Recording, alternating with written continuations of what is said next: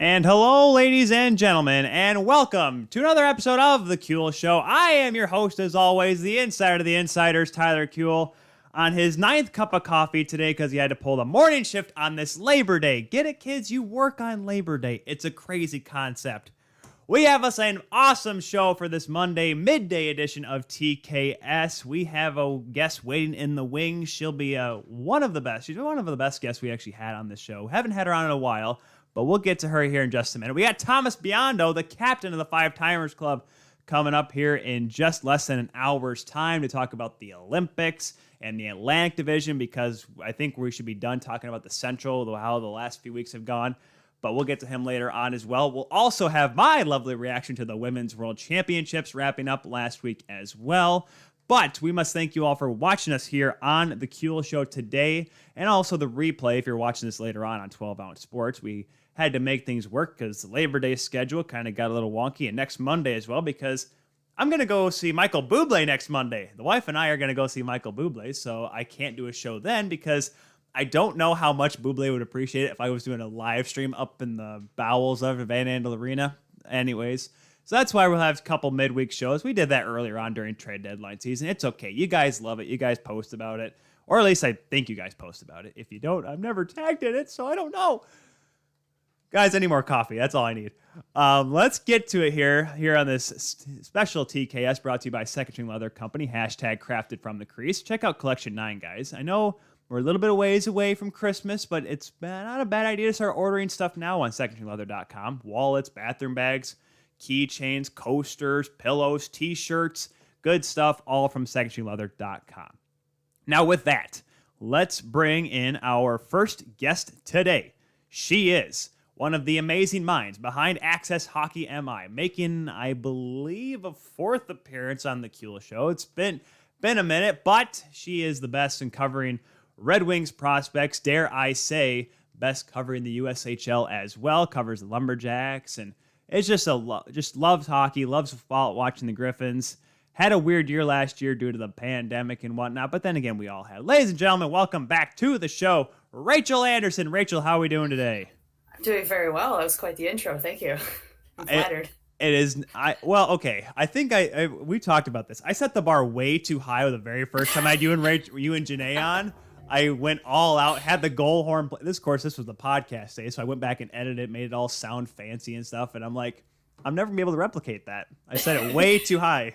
You can just keep repeating that intro. Just find it again. Just keep repeating it over and over, and every single time I'm on, it'll be good. Well, that's why it's a bummer we can't get Janae on, because the 2 peas in a pod is so wonderful. We'll get the other P next time. For those that don't know, Rachel and Janae Anderson, they are sisters, and they do a great job. Janae takes amazing photos. Rachel writes amazing articles. They're both on accesshockeymi.com, guys. Check it out, because if you want to know the best about your favorite Red Wings prospects, or your least favorite, depending on how you view things, go on there and check them out. Rachel, first of all, how have you been doing? I've been very good. Very good. It's been a bizarre off season, that's for sure. I'm ready to get back into a normal season. Fingers crossed. We'll see. What is normal?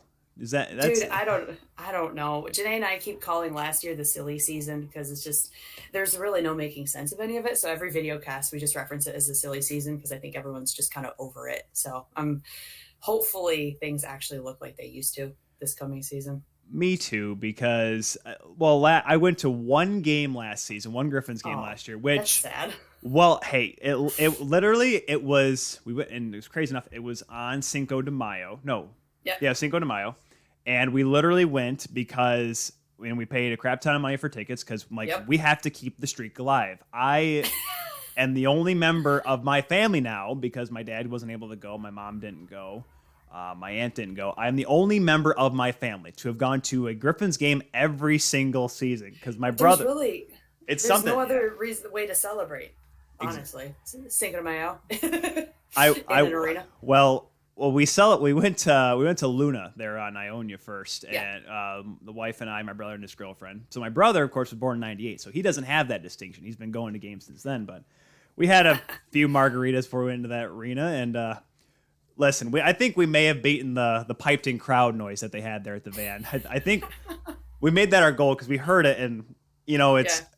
How many? Did you go to a lot of games last year, Rach? Yes, I want to say we went to every single home game we possibly could. And we had, I mean, it was a bizarre season. I think we had a grand total of 26 games for the Yeah. season. It was ridiculous. So, I mean, we went to every one that we could. But even with, I know when they started bringing fans back and they were doing that piped in noise thing, the fans were always louder, which was great because the Yeah. piped in noise, I mean, you can tell it's just the atmospheric kind of stuff. It's not legit. So when you get the fans screaming in it, it helps the guys out a ton. I mean, they all said after like in post games and stuff, like actually hearing people made all the difference in the energy on the ice.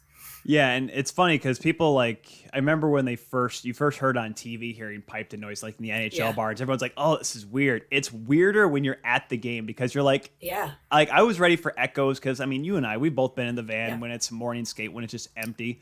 It's a Yep. little eerie. I do get that, but Yeah. having just fake noise is like we can. It's almost more eerie. Yeah, it's like you're like trying too hard. It sounds like there's Yeah. ghosts behind you making noise. It's not. Yeah. It's not right.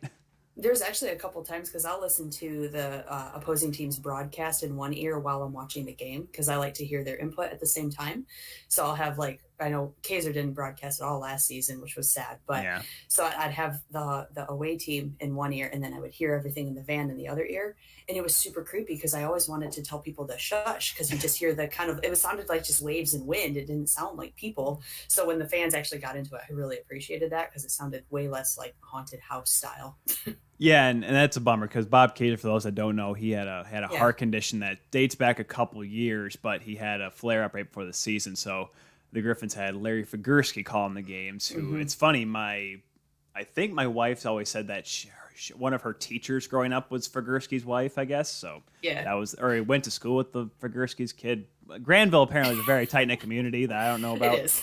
Um, But so I mean, because as far as I know, he's coming back this year, which is gonna be good to hear. I sure hope so. I mean, we miss him a lot, and I know he didn't like having the year off. That's for sure, but he Man. needed it. No, So, knowing him, yeah. I mean, especially in a weird year too, like taking half a year Yeah. off, it's okay. Getting back for the full Yep. swing of things is what we need. Let's Yeah. get to the swing of things for this Griffins, or for the Griffins, and I guess the Wings prospects in general. Mm-hmm. The first big question is, how depleted are the Griffins going to be without Joe Hicketts? That's the big question. Oh, Rachel froze. We lost Rachel. It's over, guys. We lost her. Wait, I heard a click. Oh, and there. Are you there, Rach? there we are. All right, there we go. I am there. Sorry That's- about that. It's all good. I blame Xfinity for that one. Sorry, guys. I can't blame Xfinity. I use Xfinity too. Don't blame them. Even though we've had so many issues on the show before that I could, but Yeah. anyways. Yeah, Sponsor the show. Get better internet connection. We should be good. that's easy enough. I'll go down there and be like, hey, I need a sponsor for my show because I use your Wi-Fi. Here, can you go. split the cost? No, so I don't know if you heard my question there, Rachel, but I'm like, how important it was a guy like Joe Hicketts on this team that now he's gone. How am I supposed to go to a Griffins game now without yelling at anybody? You had to bring it up. I had to. I'm a little sore about that still. He is. I think it's going to be a great opportunity for him and Turgeon, both getting Yep. traded to the Wild. I mean, our power play, I think, is going to suffer right up front. Power play and penalty kill for sure. He was, I mean, part of this team. He actually got signed out of the prospects tournament, which we're going to talk about later. But he got invited to that and signed out of that. And just for the last 5-6 seasons he's been with us, he's been an absolute beast on the special teams. I remember one 2016-17 final game, he actually saved the game instead of Carreau, because I don't know where Carreau was, but he wasn't in the net, and Joe was there. So, Yeah. I mean, his character on the team, his leadership has been impeccable. So it's going to be a huge loss. But it's kind of bittersweet. It's going to open up a lot of opportunity for guys like, I know Seth Barton. He's going to be making a play for it, and then McIsaac hopefully is going to get some more ice time in the D slot. So it's where the team needs to go, but I am sad to see them go. That's for sure. Yeah, because we talked about it before. Hicketts was at that point where he was realizing slowly that he was not going to make it to the Yeah. NHL. He was going to be the veteran in the room, which is good to have for the young kids. Mm-hmm. But with that said, i.e. guys like, Jeff Hogan back in the day, Nathan Pace as well a few years back, eventually they're going to have to move on and go in a different Right. direction. That's what they did with Hicketts and Turgeon. But I do like the idea that McIsaac's going to get more, because coming out of Halifax, I'm like, this guy has something. He needs to show it. It's just, Right. it's, when you have so many dare I say, cooks in the kitchen, it's kind of hard to really stand out. So I'm wondering how he's going to progress, because I don't know if I don't want him to be like a Hicketts where he plays so much in the A that he kind of gets accustomed to that, so he never really gets a shot in the NHL. Do you think that Yzerman sees McIsaac, gives him a few games in Grand Rapids, and then maybe is that first guy that gets a call up this season for Detroit? I don't know if McIsaac would be the first one that he would call on for that. I think what I saw from him last season, and of course, he had battled with the shoulder injuries and things like that. He's had reconstructive surgery on both shoulders. So that, admittedly for him is something always in the back of his mind. He's having to mentally work through, though physically he's in a good spot. I think that kind of showed a little bit last season with his intro into the pro lifestyle and the demand of it. He played well. I wasn't wowed by him yet, but I think given a full season, after this full season, I think he'll get a shot at the NHL just for a couple games. I don't think it's going to be right away. Probably preseason, but I think honestly between him and Sebrango, I think Sebrango, if he returns, will probably be the one to get the look first, because I thought he adapted very quickly and very well last season. Between the two of them, I thought he offered a little bit more of the edge that Yzerman is looking for the D-corps going forward. It's not to say that McIsaac doesn't have it. I just think he needs a little bit more time before he gets that look. Yeah, because he was, and that's the one thing about the defensive prospects that I see come up through. The ones that are always highly touted are the ones that score 70, 80 points nowadays, especially in the Quebec League. And we learned with Anthony Mantha, you can score as many as you want in the Quebec League. Doesn't mean you're going to quickly transfer it into the pro level, because Anthony Mantha was on the fourth line for years in Grand Rapids. But, that could be something that he can work on, and it'll be interesting to see how he progresses. The big defensive prospect, though, in Detroit, the one that everyone was hooping and hollering about, why is he not in, for people that, I don't want to say don't understand hockey, but that didn't, I hate to say that, people that don't understand it fully. Because there were some people say, well, why isn't Mo Seider here in Grand Rapids? He can come back. He can play over here. Why is he over there in Europe messing around, wrecking literally every single bean that he touched? Well, because, kids, it's called development. And because he was going to get an honest playing time, and it seemed like over there in Sweden, they really didn't care too much about protocols, so they just kind of let everyone play as much as they wanted to, which ended up hurting some of the World Junior players. But that's neither here nor there. And they kind of realized he was going to be able to play more over there. That's why they kept him over there. Now he's most likely coming back to North America. My question to you is, Rachel, do we even see him have a ticket to Grand Rapids, or is he straight to Motown? I think he's Grand Rapids first. So I had actually just recently done another podcast regarding this very topic, where I think that, so Mo being over in Europe was absolutely what he needed for development. And like you were saying, I want to make sure that people understand there's a difference between, being just in the AHL, and that's where you're supposed to be, and the actual development process of a player. They don't just go AHL, NHL. There's a very, very in-depth process that happens behind the scenes. And where he was in Europe was part of that. He needed the ice time. He needed the experience. He needed to keep fresh before coming back over. Now, that being said, there's a lot of defensemen right now at the NHL level for Detroit. We made quite a few signings. So he's going to have to fight for that place. He's going to have to earn it just like everybody else. Just because he was amazing his rookie season in Grand Rapids does not mean he's a shoo-in. So I think it's going to be a fair shot that he will return to Grand Rapids out of training camp, prove himself, of course, play in the preseason, but I think he's going to start in Grand Rapids at first just to kind of see how things shake out and if he can be consistent. But also it has a lot to do with the pieces up top. If there's no room, or if there's players that need more ice time or are going to get more ice time, Yzerman's not going to bring him up if he's going to play 6 minutes a night. That's just not how it's going to be. And the taxi squad thing is probably out of the question, I believe, for this season. So it's not like that's going to be an opportunity for him. I think this training camp is going to be huge. If he doesn't impress at this training camp, he's for sure starting in Grand Rapids. Now, if he's phenomenal in training camp, Yzerman might change his mind, but he's not going to give him special consideration just because he's Mo Seider. He has to fight along with everybody else. So honestly, realistically, I could say, Grand Rapids to start, maybe a month or two into the season gets pulled depending on how he does and what the situation up top is, but I don't think he's starting in Detroit. I concur with that. That makes a lot of sense. Now, granted, for those that know the story, speaking of Mr. Yzerman, Steve Yzerman was not supposed to play in the 1983-84 season, even though he was the fourth overall pick. Jimmy Devellano likes to tell the story that they were going to bring him up, get him accustomed to being around the guys, and send him back to Peterborough for another year. Then 5 minutes into training camp, they realized he was their best player, and so he stayed, and the rest is history. But and because you mentioned how many defensemen there are, I pulled up Cap Friendly here, just to let everyone know how many defensemen there are, and you can guess how many are over the age of 30. Nick Leddy, Danny DeKaiser, still there, Philip Roenick, Mark Stahl, Troy Stetcher, Jordan Osterley, Gustav Lindstrom, there's a Griffins prospect, and Wyatt Newpower. So there's obviously a lot of Grand Rapids blood in Detroit right now, or at least listed here on Cap Friendlies. But like you mentioned, a lot of defensemen. And the best thing, now why is Mark Stahl getting signed for another year? I don't know. I guess they need to have NHL caliber defensemen in Detroit. There's 2 reasons for that. 2 reasons. 2 reasons. Yes, 2 reasons. Do you want me to say what they are? If you can convince me why Mark Stahl is an everyday NHL defenseman, I'd love to hear it. He believes in the development process. He wants to train the young people. He's completely bought into the process. So he's 100% behind Steve. That's huge for leadership in the locker room for development purposes. Right. Also, he's actually a relatively cheap contract, but he's also the veteran experience at a relatively cheap price. So Exactly. They need someone who can play those minutes, but also someone who's willing to sacrifice those minutes for the young guys to learn. So I do agree. Yeah, I do agree with that there. You want the guys there, which really means that Mark Stahl is going to be working in the front office when he finally hangs him up in Detroit, because that's just how it works.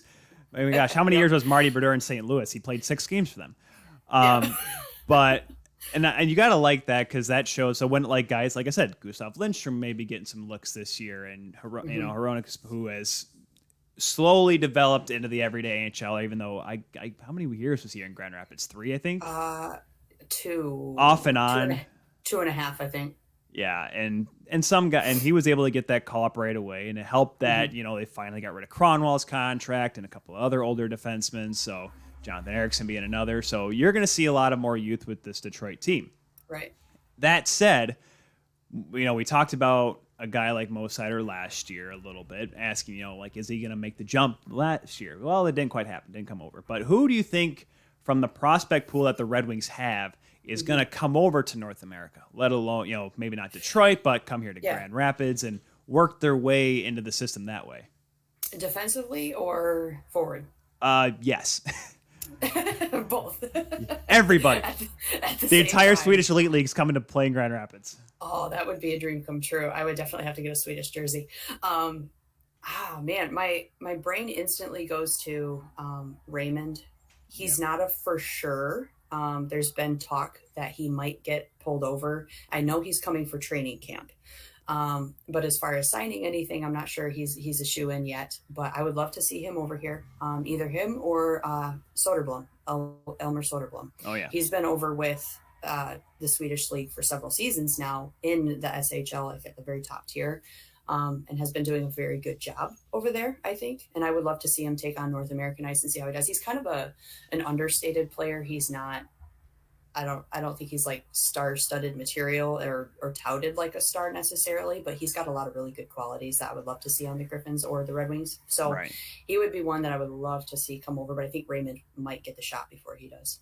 It'll be interesting. I know Raymond still has World Junior eligibility, and I think, and I know some NHL GMs more and more lately are becoming a little less and less for it. And a lot of people look at Mo Seider not playing for Team Germany last year in the World Juniors as one of those things. I don't know if he was going to save Germany in the tournament, but he would have certainly helped them.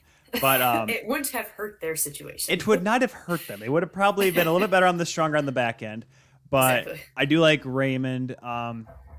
Do you think any of the goaltenders are going to make a presence this year? I know Jan Bednar, and goaltending is obviously a whole different ballgame when it comes to development. Everyone, people forget. Carey Price, all-world goaltender, Hall of Fame. He's going to be a first-ballot Hall of Famer. He started out in Hamilton too, kids. Like, everyone has to go through that long stretch. Yeah. Really, you have Jan Bednar, who got drafted last year. Carter Geilander, I don't know if he's ever going to make a move, but do you see anyone really slowly moving up into the system to Grand Rapids soon, with the fact that Calvin Pickard just got re-signed as well? For sure. I know Victor Brätström is for sure coming this season. At least that's the last word I heard from the people I know in the system. So Bratstrom should be here from Sweden. He was supposed to be here last season, but obviously things didn't shake out that way. So Right. he's one I'm excited for. And then Bednash, it's Czech, so it's the AR's Oh, yeah. sound. Yes. No, it's weird. Oh, well, I got Jared Bednar over there in Colorado ruining it for all of us. I know, but Bednash, I think he's probably going to make a good jump. And like you said, goaltending development, it takes a lot longer than skaters do. Their development is very unique. They play a lot more minutes. They need a lot more stamina, and their mental game has to be a lot sharper, I think, in a lot of ways. So it does take a long time to develop that. So people can't get too impatient. With us having Nedeljkovic up top, that's definitely a step in the right direction. That's for sure. But I think Bednash could probably Geilander. He's got a lot of potential. I think they could give him a look in training camp. I don't know if he's going to make that jump or not. His competition now in the goaltending pool is very thick, and I'm not sure he has what it takes to really make a push. This would be the season. If he's going to make himself known, this would be the season. If not this season, I think they might move on from him. But I think Bednash should probably be the best out of all those. Do you think then, in that case, that the Philip Larson experiment's over with? Yes. Yeah. Larson, the kid got... it's hard to say because his mental game, like his physical game was on point. He has the athleticism, he has the ability, he has the stamina, but for some reason mentally he struggled, and I don't know if it was personal issues coming into play. That, I mean, hockey players, they're real guys, they have life happening just like everyone else does. Right. So I don't know if that's something that kind of rolled into that, or maybe he just cracked under the pressure and the expectation, because the expectation was very high for him. Oh, yeah. And maybe just with the inability to meet that demand at the AHL level really crushed his spirits. I don't know, but I think they're probably going to send him to Toledo, see what happens, and then move on from there. I don't think Yzerman wants to really kick around prospects for too long, and I don't think it's right to hang on to him if we're not going to use him. So I think we might be moving on from him. Yeah, and it's tough too, because you hope all your draft picks work. But I remember I heard an interview with Stevie that he said a couple years ago. I think it was the second year with the team. If you can get 2 of your draft picks and each draft make it to the NHL, it's a win. So I mean that's how the saying. And if it's 7 rounds and you just say you only have 7 picks, though the odds are not great, but that's the goal, is to even have 2. And unfortunately, Philip Larson didn't fall into that 2. But they had a very good draft. Not as many picks as in 2020, but this year's draft I thought was really good. And for me, it's 2 guys. Now, people are going to be like, well, of course, Tyler, you like these 2 guys. You broadcasted them at the U18s. That's true. However, Simon Edvinsson did not impress me one darn bit. But his numbers and his play in the Swedish league prior to the U18s, prior to literally Steve Yzerman being in the booth with me, just not, didn't really have the chance to interview him because, well, we were busy calling a game. But he was there, so you pretty much broadcasted with him. Holy cow. Because it was Maltz, Draper, Yzerman. Because we played we were in the small rink there in Texas, in Plano. And if Canada or Sweden were playing, packed. You couldn't move. That's how crazy it was.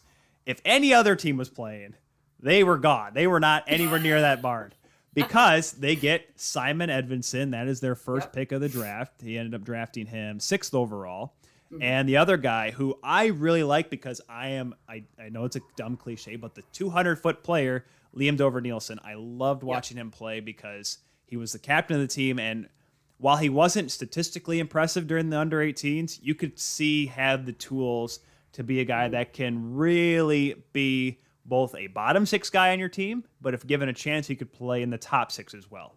Mm-hmm. Yeah, I would definitely agree with that. I thought Edvinsson was an excellent pick. Dower Nielsen, he was one actually I just recently started watching a little bit more closely, but you're absolutely right. He's like, when people look at the stat sheets, I think we get hung up on the numbers, the points and all that. But when you actually watch them play, I think that's when you really start to appreciate why they were drafted and the skill behind it. So his skating, I thought, was beautiful. He's a very good skater. His acceleration is pretty solid. And that's something with being that 200-foot player. If you can accelerate and follow the play closely, that's a skill not everybody has to get off the... And he's really good at face-offs, too. That was another thing I really noticed. He's, especially when you lose a guy like Glenn Denning, you're going to need a guy in a few years that can take face-offs. Exactly, that's what Glenn Denning was good for at the end, but that's neither here nor there either. And I digress. But he went to yeah, East Grand Rapids, kids. I have things to say. He's a Grand Rapids boy. I mean, it was hard to watch him go, but Right. I think with between Edvidson and Dower Nielsen, obviously they're like besties too, which is of course what everybody loves. But those two, they're diametrically different players, but they have a very similar style as far as their leadership style, how they actually behave. And it's going to sound cliche for this too, on and off the ice, but they have the mental game for it, and they have the foundational pieces, and that is in their skating and their puck handling. I don't believe Dower Nielsen takes too many chances when it comes to, or calculated chances when it comes to scoring or anything like that. Edvinson is a little bit more calculated as well, but both of these guys have very important foundational pieces. And when looking at the draft and watching these players, Yzerman and the team is not just looking at the points and how many points they put up in juniors or how many they didn't put up. I believe it was Plandowski they drafted. He didn't play a single game last season. Right. He still got drafted. So you can't just look at that. You have to look at the actual character and the bones of the player and what they can be taught and if they're teachable. And I think with this whole draft, they did really well with that, finding guys who have the character and the ability to be taught, but they already have that high standard for themselves to build off of. Yeah, and that's why we overemphasize Bruce Levine, who we had on the show last week here on the Kula Show. We emphasize the fact that we didn't know going in like how these players were going to look. We saw the numbers. You could watch as so much film as you could because unfortunately, unless I don't know how you do it, Rachel and Janae, I'm not going to ask for the sake of VPN numbers how you guys watch those games, but when you ever see, look up Simon Edvinson highlights. It shows here, Simon Edvinson skating up the wing, skating through everybody. I'm like, that's great and all. There's only a couple guys on YouTube that do a really good job. There's one guy that for the big prospects will put like a 15-minute like actual scouting report. What's his name? I can't think on the top of my head. If you look up, for those that don't know, there's a guy and he does a great job. Does like 20-minute videos of like the big names. And if you ever want to do it, I know who you're talking about. I can't remember the name though, but I know who you're talking about. It's gonna hurt me, and I don't want to look it up because I feel like it's gonna wreck my internet if I try doing too much Google searching right now. But because Xfinity, kids, it's great. But top service here. They do, like I said, they do draft Oscar Plandowski as well, and of course last year there were quite a few Canadians that played overseas. Brant Clark is one that comes to my mind. Mason McTavish was another. Some just stayed home, though. Shane Wright, he stayed in and just skated, and he looked pretty good. He's probably going to be the first overall pick, and I don't think anyone's doubting that at all. The first goaltender in the draft was not a Russian goaltender that it was going to be questioned by literally everybody. This time it was Sebastian Casa from the Edmonton Oil Kings, who had a mind-boggling season last year in the WHL. Now, yes, there was no WHL champion, so they really couldn't prove himself in the playoffs however he would. But as far as I know, according to his numbers, he stopped Connor Bedard more than every other goaltender in the league. He only lost one game in regulation. As I quick pull back his numbers here, 17-1-1, a 1.57 goals against, and a 9.41 save percentage, 4 shutouts in 19 games. Kids, this was not a 5-game goaltender. This guy played about what you would look at about a halfway mark of the season, and was pretty darn good. Yeah, and how we talked about the goaltenders that are coming over here, it just adds to that. And the best problem that a team can have is have too many good goaltenders. Obviously, development is a little bit different. I have too many goaltenders on one team currently. That's one thing. But because he's probably going to stay in Edmonton next year. I don't expect Stevie to try to bring him along sooner than later. But if he can keep the course here, this could be a goaltender that just by watching the film and seeing him play live-ish on video, you can tell he has the potential to be a good goaltender later on down the line. I don't know if he's going to be. There's a lot of people picking him to be on the Canadian World Junior team this coming December and January, so I'm excited to see that. But he could be the guy, and I'm pretty sure that Yzerman said when they drafted him, he's like, this is going to be our guy in 4 years. At least that's the hopeful plan with Casa. Right, and it looks like with everything I've seen, I mean, he's a phenomenal goaltender, and I have a little bit of a reservation when it comes to goaltenders, of course, no offense. We are totally sane individuals who are that don't get rattled or don't lose our minds. There's no such thing. There's no such thing as Jordan Bennington's a nice person. I'm sure he is. A little crazy though. But with Kosa, I really like, they actually already signed him to a 3-year, and he put on his Twitter, he thanked the WHL for everything and thanked his coaches and stuff. So I don't know if he's alluding to being in Grand Rapids this next season. It Oh sounds boy, like he already said his goodbyes. So if that's the case, 9 goaltenders signed here. Yeah. So, I mean, like you said, it's a good problem to have. It's a problem we haven't had in a long time, but he's very athletic. He's very fast. And what I like about him is he's actually kind of, he's kind of chippy, and not in like an irritating way where he's like slashing pads and stuff like that, but he wants to engage in the game a little bit more than just staying in his crease. He's comfortable getting out, but not too far out where it's like, you got Fleury who's at the blue line just hanging out there doing pirouettes, doing God knows what. But yeah, he's a Hall of Famer. He's amazing. But Exactly. with That's the winner now, kids. Yeah, it works for him. But Kosa, I just really like how he kind of attacks the puck. He attacks the game. He keeps that play moving. He keeps it active, and he wants to be engaged in that, not just setting back and be like, oh, I'm stopping it. He wants to keep it moving. He's very alert. I like that. And with this 3-year entry that he signed, I mean, he will be at the prospects tournament. He will be at training camp. So I'm really excited to see him side by side with our vets to see really how he measures up. But I think mentally too, he's in a really good place. I think he can stay focused, and he challenges himself, and he likes the challenge. And everyone knows goaltenders, they like being trash talked to. They like that weird abuse kind of stuff. I'm not really sure why, but it gets us fired up and makes us try. It makes us mad, and I always play better angry. If I was feeling good, the next 3 were going in the back of the net. So I'd have to like get mad at myself. Wasn't good enough save. I'm getting benched in 2 minutes. There's no way. But no, I really like his demeanor and his personality. And I think it says a lot that we signed him, drafted this year. We already signed him to an entry. So there's something in him Steve sees that's going to work a lot quicker than perhaps other goaltenders in the system. And I think other goaltenders need to take warning that they need to have absolutely phenomenal seasons. Because if this kid's getting drafted and signed right away, I mean, your chances of actually making it up to the top are getting slimmer and slimmer and slimmer. And our goaltending pool is a lot smaller than the forwards and D. So it's a lot more honed in, and a lot more laser focused. So if they can impress and this kid's in the net, then I don't know. I think in a season or 2, we could be seeing him attempting to make the jump if he starts in Grand Rapids. That's a good point. I'm looking at the goaltenders they have signed to contracts in general. Obviously, you have Nedeljkovic and Grice up in Detroit. Yep. Calvin Pickard, Larson, Victor Bradstrom, Kosa, and good old boy Toledo Walleye legend Caden Fulcher back there. There. Good kid. Who is slowly getting towards Jeff Lurg status in terms of being a Walleye legend. I don't know if that's something. He still Jeff has. Lurg is amazing. Oh, I love Lurg. Lurg, when he came on our show, I remember I just wanted to sit there and ask him about Michigan State, but I realized, what, he played other places. Everywhere. Yeah. But tell me about what it was like playing against Wayne State back in the day, Jeff. That's what I need to know. But yeah, no, it's a tight pool to have. But the thing is with ELCs, because you can sign a goaltender, and I don't know if it pertains to the American League, but I know that if you play, like, there's the rule that if you play less than 10 games in the NHL, you can go back, get sent to juniors. Right. So there is the option that he can go back to Edmonton.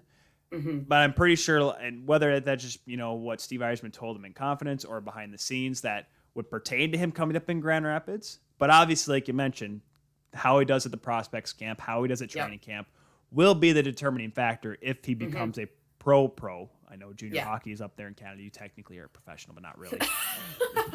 By the amount of money I hear they actually get paid, it's nothing. But to become a full-time professional hockey player, that'll be the determining factor. But that moves us over here to the prospects tournament, back in Traverse City after missing out last year due to the pandemic. Even though Rachel and Janae won't be behind the scenes, won't be able to get it. I mean, I guarantee it's probably a COVID thing, which which stinks for all of us that follow Access HockeyMI. But we all understand the pandemic is still going on, and it stinks for all of us. It doesn't touch hockey, though. It shouldn't. It shouldn't touch hockey. Clearly, it touches soccer, because if anyone saw that Brazil-Argentina match for all 7 minutes of it, it was wild and bonkers. Health officials storm out on the field, telling people to get off. It's great. I would love to see that happen at a hockey game. Probably wouldn't get down the tunnel. Anyways, first of all, how excited are you? Because I know you and Janae are going to be going up there. You guys are going to be giving us awesome content and feedback. Just the fact that you guys are going back to TC, even though it's going to be a little bit cooler. But going back in September, how excited are you to be going to the Prospects Tournament and training camp as well? I honestly cannot contain my excitement. We booked our hotel the dates were announced and everything, and we're really close with a lot of the staff over there. This will be our 6th or 7th season going. So we've gotten to know a lot of the people there and a lot of the personnel and everything. So we've been in touch with them, and the Griffin staff are really close with a lot of them. So we've been kind of keeping in the loop, and we're all excited to be back. But the format is going to be a little different. It has 3 less teams than it normally does. We normally have 8. There's only 5. So the schedule is going to be a lot less arduous. I mean, there were days we were in the rink for 7 to 8 hours, like just hopping back and forth. Oh no, being at a rink for 8 hours. That's I know. Horrible. I'd rather go work all day. I know, it's terrible, but like our lips would be purple. The rink is so cold. So, that's true. Yeah. Yeah. We drank a lot of tea to stay warm, but we're both super elated. It's going to be, we're taking off on the 15th to head up there and everything, but it's our only vacation of the year too. So to spend it watching the next generation of prospects. And we actually just did a video on this. What's exciting to us is that it's the prospects from multiple NHL clubs. You get a very good look at what they're doing, what kind of player they're looking for, and what kind of team they're trying to create. But you also get to look at their invitees, their NCAA, their junior kids that they invite over, that they're not contracted. They're just invited to join. So that's super exciting for these kids. And you see them play their hearts out for this tournament. And you get a trophy and bragging rights, but it's the first live competition a lot of these guys are doing. And after last season, the hype around it is just so much more because we're actually going to be able to see live hockey, and we're actually going to be able to see our prospects again. And it's just, honestly, it's like what we look forward to all year. As soon as it's done, we're already planning the next season. So yeah, we're super geeked. I'm excited. It is fun. So the team's obviously Detroit. Toronto's going to be there, which is why I'm bummed that, because I had requested, media pass as well. Because all I wanted to do is get a one-on-one with Kyle Dubas for 5 minutes. 2 minutes for an interview, 3 minutes of me yelling at him. Columbus Blue Jackets, the Dallas Stars, Jim Nill, former Detroit Red Wings assistant GM, running that club down there, and the St. Louis Blues. So very regional, which is typically how it goes. You're not going to see Anaheim come way up here. I don't know if they're doing they sometimes do one in Arizona or California. They are doing they're doing so Anaheim, LA, and a couple other teams over on the West Coast, they're doing their own rookie tournament or the prospects tournament. Yeah, because they do something like that up in the Northeast as well. Not as much down in you don't see like Washington do them. It's cool because everyone's like, first of all, for the kids, by kids I mean the players, they had. Hey, Rachel, we're getting old. Yeah, we can say kids now with them. But they for them, that's the first time they wear their team sweater, so it's different. You get a little bit juiced up, and I still remember at the last one, Capo Caco literally skating rings around everybody, which I'm like, that was unfair. That was like their ringer pretty much. But that's the thing. You see players that literally could be in the NHL the next season, and you correct me if I'm wrong on this, Rachel. Did Andres Athanasiou play in it twice? I believe it was just once, and then he got the invite to training camp. Right.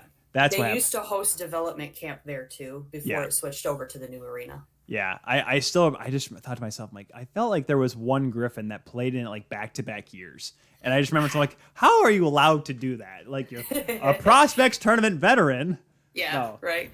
I think if you're invited one year and you're not drafted, and then maybe you get drafted the following year, because some of these kids are undrafted too, and they're eligible. So it just kind of depends on where you fall in that. Yeah, because there are obviously a lot of first-round picks, so we're probably going to see Edvinsson, as far as I know, which will be interesting because I believe, knock on wood, I know Europe is starting to change a lot. They're starting to shrink the rinks down a little bit, but this is maybe only his 3rd or 4th time playing on North American ice, including the U18. So it'll be interesting because Traverse City, for those that actually haven't skated on there or played there, it always seemed smaller. Yeah. It always, and especially when I played there, because even when they, especially the, oh gosh, I can't think of the rinks anymore. David's rink, and then, oh gosh. See, I missed a whole year. My brain's just which is the one that the North Stars used to play on? It's the West rink and then David's rink. So it must have been the West rink. The West rink just seemed like literally across the red line, and you're taking a shot on goal pretty much, 2 strides in. So Simon Edvinson's going to learn how to play quick. He's going to hit the boards a lot. Well, geez, he's 6'6" or whatever it is. He's got a 12-foot wingspan, a stick that's another 9 feet long. He's going to, The boards come fast. Oh, yeah. So that's the thing about a lot of these players, especially the Red Wings, how they like to draft European players, like to develop them as well. They get to come play over here in North America, get used to the ice surface, for better or worse, but that helps them eventually develop down the line. They may go back to Europe and go back to the bigger sheets, but now they know what to expect when they do get called to Grand Rapids, or if they do get called to Detroit. They know what to expect, which is the kind of the point of this prospects tournament. Yeah, and it really helps them too. And Janae and I were just talking about this, the other half of Access Hockey. We were just talking about how it's also important for them because they can measure themselves up against the existing prospects too. So you get a very good look of the pool, who you're competing against. Yes, you were drafted by the same team, but you're not teammates yet. So who you're playing against, where their skills are at and where yours measure up to it and the rest of the league, it's a great opportunity for them to really do like a self-inventory. And some of these kids, they don't have the automatic invite to training camp. So they're also playing for the opportunity to play in training camp and then from their preseason. So this tournament itself actually holds a lot more weight than just a bunch of rookies and a bunch of kids playing hockey. For all of these players, this could be their chance. It might be their only chance to play against these prospects and get the shot, especially if they're European guys and we might not have the chance to go over and see them frequently. So and I'm really excited too, because I believe 2020 draft pick Kirill Chuchayev is supposed to be there too from Russia. From what I understand, there's word that they're going to try to get him over for that because he was signed to be in Grand Rapids this season. So I think they're working on trying to get him over here on an exemption. But that would be really cool to see too, because he's been kind of working on things in the background too. So it's just a great opportunity overall for them to really nail down their baseline of development. What is your favorite prospects turn? Or actually, we'll combine them. Your favorite TC moment covering for Access HockeyMI. Oh gosh, I have a lot of Traverse City moments. Yeah. I remember I went to didn't go to the prospects tournament, but I went to training camp the year after they won the cup in 2002. That building was packed. If you went in that building today, you would be very nervous that you were going to bump into someone and have close contact because that's how tight this was. Like nose to nose. Oh my gosh, especially at the West Rink because Joseph was just signed, so that was a big deal for me, especially because I was always a Cujo fan. I was in Toronto, and the one problem I had though is that Stevie was still hurt. He had his knee problem, so he wasn't there. But like McCarty was there, Maltby. I think that was because of Pronger, wasn't it? Because I know Pronger ended up doing like the knee-to-knee thing. I can't remember if that was 2002 or if that was a season prior. So because I know Pronger blew out his ACL after that. So Yzerman had problems that entire year, carrying it back actually to 2001, the series against LA. Had knee problems the entire way, but he realized like that 2002 team, like this is our. And it ended up being his last chance to win a Stanley Cup. So I'm like, I'm going to play as much as I can. Barely had any knees. But then what happened was, I believe it was game 4 of that series against St. Louis. St. Louis had just won game 3, and they seemed like they could have came back to tie the series. And then Yzerman was coming up the boards. I still remember the play vividly because I remember watching it live, and then I still have the DVD or whatever. Yzerman dumps the puck in. You see the camera turn, but you see Pronger coming across. And Yzerman does what you legally could do back in 2002 and literally ducked the check on Pronger. And for those that have actually ever seen Steve Yzerman, like Yzerman barely comes to my shoulder. Like was standing next to him when I was in Dallas was like, this is weird. You're so and Pronger is 6'3", 6'4".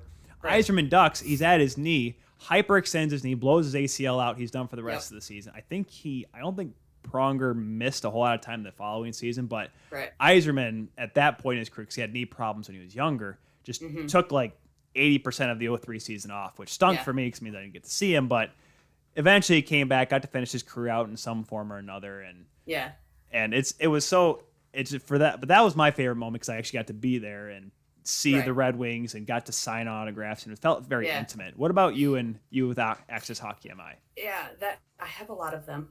Some of them are pretty random. I would have to say, oh gosh, let's see here. Oh man, I got to dig back in my mental archives here. Going back to year 1. I know, right? Well, the first year was a learning experience, that's for sure. we were eating sandwiches out of our trunk and sleeping in a sleeping bag that was flooded, or in a tent that was flooded at the state park. We did that 2 years in a row, and then slept in a car for the other one. It's devotion. That's what that is. But I would say probably, I would have to say 2019. My favorite moment was seeing Giovanni Smith. So 2019 was his final season playing. That was our final season at the Prospects Tournament. That is, Red Wings actually won the Cup that year. But seeing Hirose out there, Giovanni Smith was out there. We still had quite a few prospects in the pool now that we've kind of moved around the leagues and everything. But Giovanni Smith, that was the first time I really got a full taste of his playing style. And I had a very distinct memory of him just beating the tar out of some kid from New York. I can't even remember who it was. But I have a video of the fight and everything. And it was so funny because he was known as a fighter when he was in juniors. Yeah. A little bit more of aggressive of a player. And I was like, leading up to that, I was like, oh crap, this kid's only just going to drop the gloves and he's going to spend more time in the penalty box than anything. So I remember seeing this fight. He gets ejected from the game. The next game he comes back, this kid's on fire. He was on the top line the entire time. I think he got like 2 or 3 assists in one game. He was checking. He was just an incredible player. And I remember thinking at that moment, I was like, okay, this kid has a terrible reputation right now for juniors as just being this really aggressive kid. But from that point on, I really fell in love with his game and watching him develop, like seeing and having that distinct memory of him just beating the snot out of this kid and then developing into the player he is now. That just really stands out to me. And I got to eat dinner with Green. That was fun. Oh, nice. We did the, they do the golf outing, their charity golf outing, and then they have the dinner afterwards. So Janae and I went that year and we got to sit and eat dinner with Mike Green and hang out and just talk with him. So that was really cool because that too is like a really personal, intimate time. And Kenny Holland was still running it at the time. Iserman wasn't in the picture yet. Yeah. So they did a really down-to-earth Q&A afterwards too. So Kenny Holland and Blash got up on the stage and anyone could ask anything. Oh, gosh. Yeah, right. And they talked about the development of the team, where it's going. Kenny got a little nervous on some of the questions. Blash got pretty nervous on other questions. But Blash, what's it like knowing that you're going to be coaching college in 2 years? Right. But I really liked that. I mean, it's not one of these like, I don't know, like all-time hockey moments, but it was one of those moments where you're actually you're in with the players. You're at the same level. Whether you're media, you're a fan, or you're the player itself, you get to see behind the scenes what's actually going on with the team. And this team means more to me than anything. I grew up watching them. So to actually be able to be a part of that was really, really cool. And there was, oh gosh, who was it? It was Jerry Mayhew from Minnesota. Jerry time, Bulldog. Jerry time. Mayhew. So Minnesota's not going to be in it this year, but I want to say it was 2 or 3 seasons ago. Mayhew, that's when I really started disliking him because of how good he was. Oh boy. Yeah, and I hated Minnesota that season too because they took out 2 or 3 guys because of illegal checks to the head and all that kind of stuff. It was a very aggressive season. I don't know what was going on with that, but it just seemed that season was more aggressive than most. But I remember seeing Jerry Mayhew, and I was like, this kid is a thorn in my side. I hope I never have to see him again. And the very next season, he was in the AHL playing for Iowa, and I was like, are you kidding me? This kid's following me everywhere, and now I can't get rid of him. Man, I'll make sure I tag Harrison Watt in this just so he knows that because he's probably like, don't you dare speak badly of Jerry Mayhew. He's a good player. I mean, the kid's got skill, but it just drives me nuts because he skated circles around our guys for that entire tournament, and it just hurt my heart. And it's still a bummer because every time I talk with like Pat Micheletti or guys from up in Minnesota, I'm like, when you gonna start playing Jerry more? Like he goes up in this, he actually like he's not gonna be. I get it. It's at that point in his career, he's not gonna be a top 6 scorer. I get that. It's okay. But especially with Minnesota, especially if Kaprizov doesn't sign, you're gonna need forwards. Right. Make a Jerry time up there in St. Paul. How about it? Yeah. He'll look good in those new sweaters. Yeah. But it's such a cool opportunity, too, because we got to see Andrei Svechnikov, his rookie season, or just before his rookie season. Capo Caco, we got to see him, and so many other guys that you see him now in the NHL. And obviously, Andrei Svechnikov has made a very good name for himself. Carolina is no longer part of the tournament. Maple Leafs took their place, but just seeing that's like, the all-time moments come well after the tournament when you actually see these kids hit the ice in the pro level for the first time. It gives you the warm fuzzies, that's for sure. It is something to be, and that's why like you love going to those because then you mention it. You see the stars of tomorrow. Yeah. Some obviously may stand out in the tournament you don't see later on, but the guys that make it, you're like, I remember when I saw him at this little nice cute rink in the very nice suburban touristy town of Traverse City. Yeah. By the way, have you probably last thing before we let you go here, Rach? I know you got stuff going on today, and plus you got Thomas Biondo in a few minutes. If you go up there, do you go up there and it's all hockey, or do you and Janae find time to go around to vacation? Let's put it this way: in 2019, when we weren't at the rink, we were at our hotel Googling how to vacation in Traverse City. Yeah, but I mean, there's tons of wineries and stuff like up there. I mean, Janae and I don't drink, so wineries are kind of out of the question. There is, so when we're not at the rink, both of us, it's our time for R&R. So we'll sit on the beach and literally just do nothing but read or talk about what we just saw at the rink. But there's two places we always go: the Brew, which is the best coffee shop in town. Yes. They also serve beer, craft beers and stuff like that. And then Amikale's is a little French bistro. Those are the two places we always go. I've seen it, never been to it, but I know what you're talking about. Yeah, absolutely go. It's delicious. Best tomato bisque you'll ever have. But I mean, when we're there, if it's not hockey, we're talking hockey, and just kind of soaking it in, because we only get one vacation a year, and both of us have some very busy work schedules on top of everything. So it's just nice to kind of decompress and everything. But most of the time, we end up talking about hockey and the next game and when we got to be there. Well, that's we how also you get to work out there too, which is really fun, because sometimes the prospects will be working out at the same time. So we'll use the gym. And I like to say that one time I worked out with Luke Glendenning because he was there for training camp and he was in the gym at the same time. So I'm nice. I worked out with Glendenning. Yeah, no big deal. I sort of, well, actually, I was saying thing. There was a gym. It's called the Facility now. I don't know what the name of it is. But back in the day when he first came up to Grand Rapids, he was working out at the same time I was. Him and like Jordan Pierce and I think Nestrasil was still on the team. He was working out with them. They were. It was a couple black aces in Glendenning, and I just remember saying to myself, I'm like, hey, you guys are, because at that time Marcus Kinney was running the facility over there. Marcus Kinney, the best trainer in the AHL. Won't tell anyone different. Marcus Kinney. He's a fantastic dude. I love him. He was one of my favorite guests. We had. I remember I ran to him at Aldi. I'm like, hey Marcus, what are you doing tomorrow night? It's like nothing. I'm like, want to come on my show? He's like, sure. What's the worst that could happen? He led Janae and I through a workout. I texted him one day and I was like, hey, I want to know what like a regular hockey workout looks like. Now, can you lead us through it? He led me through the warm up. Okay. And I'm a pretty fit person. He led me through the warm up and I could not walk the next day.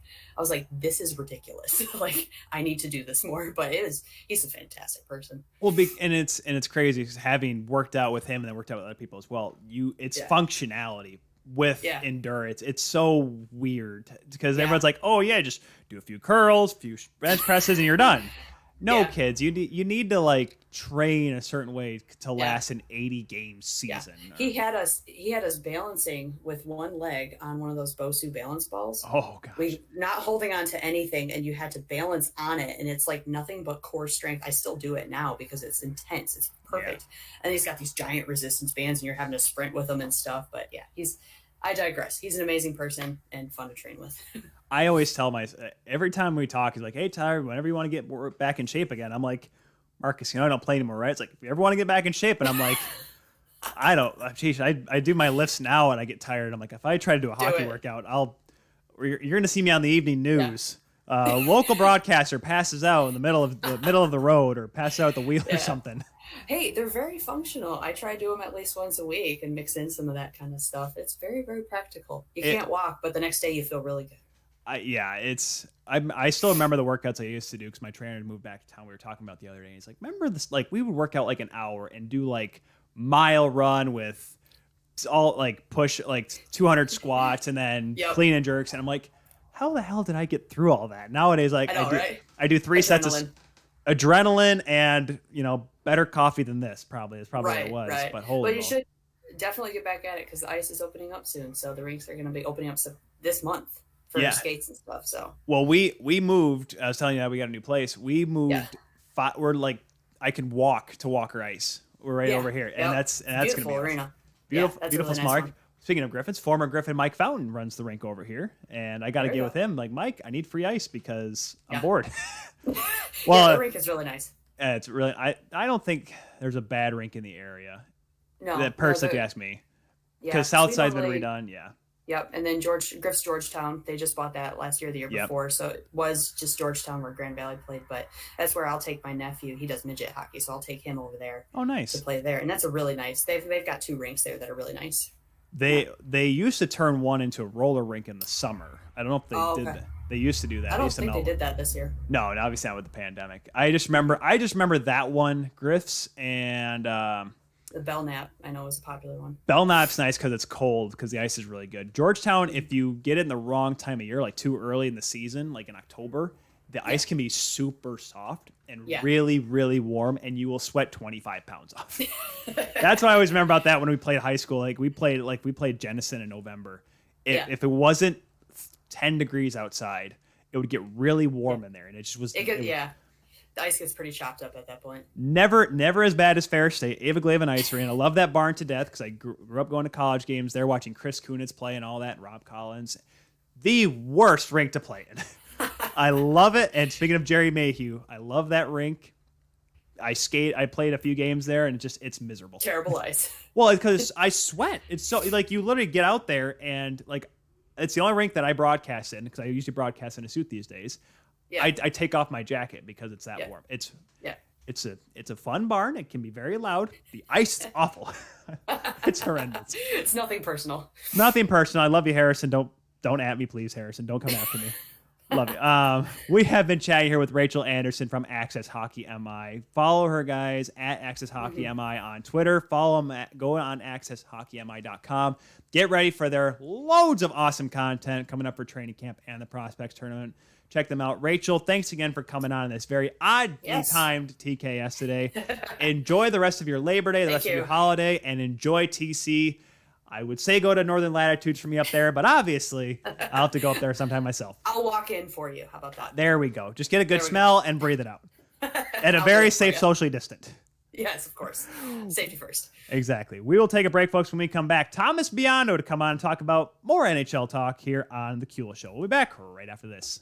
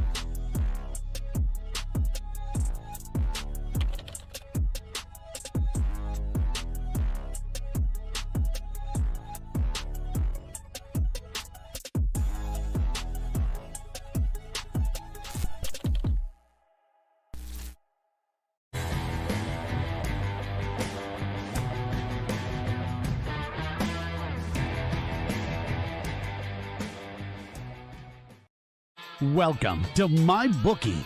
You're ready to create an account and start making money. And we're here to help. And remember, you can get a bonus of up to $1,000 on your first deposit. Now you're ready to bet. Just go to mybookie.ag, visit the sportsbook, click on your bet, and input the amount you want to risk or win in the bet slip. Yes, it's that easy. Just remember, at MyBookie, you play, you win, you get paid.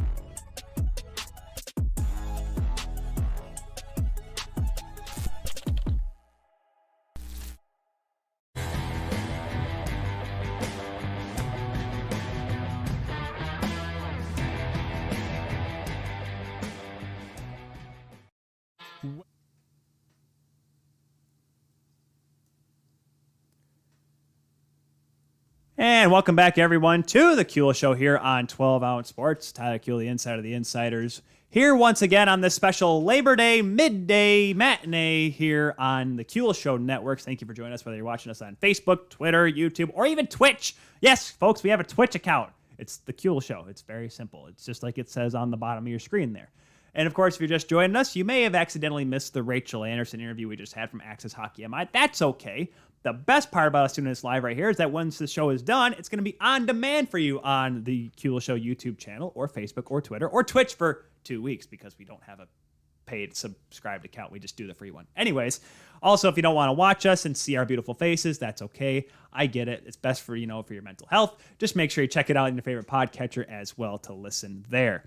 With that, let's bring in our second guest here on today's program. He is the captain of the Five Timers Club. He is one of the co-hosts of the In the Box podcast. He is also the voice, the longtime voice of Davenport University hockey. Ladies and gentlemen, welcome back to the show, Thomas Biondo.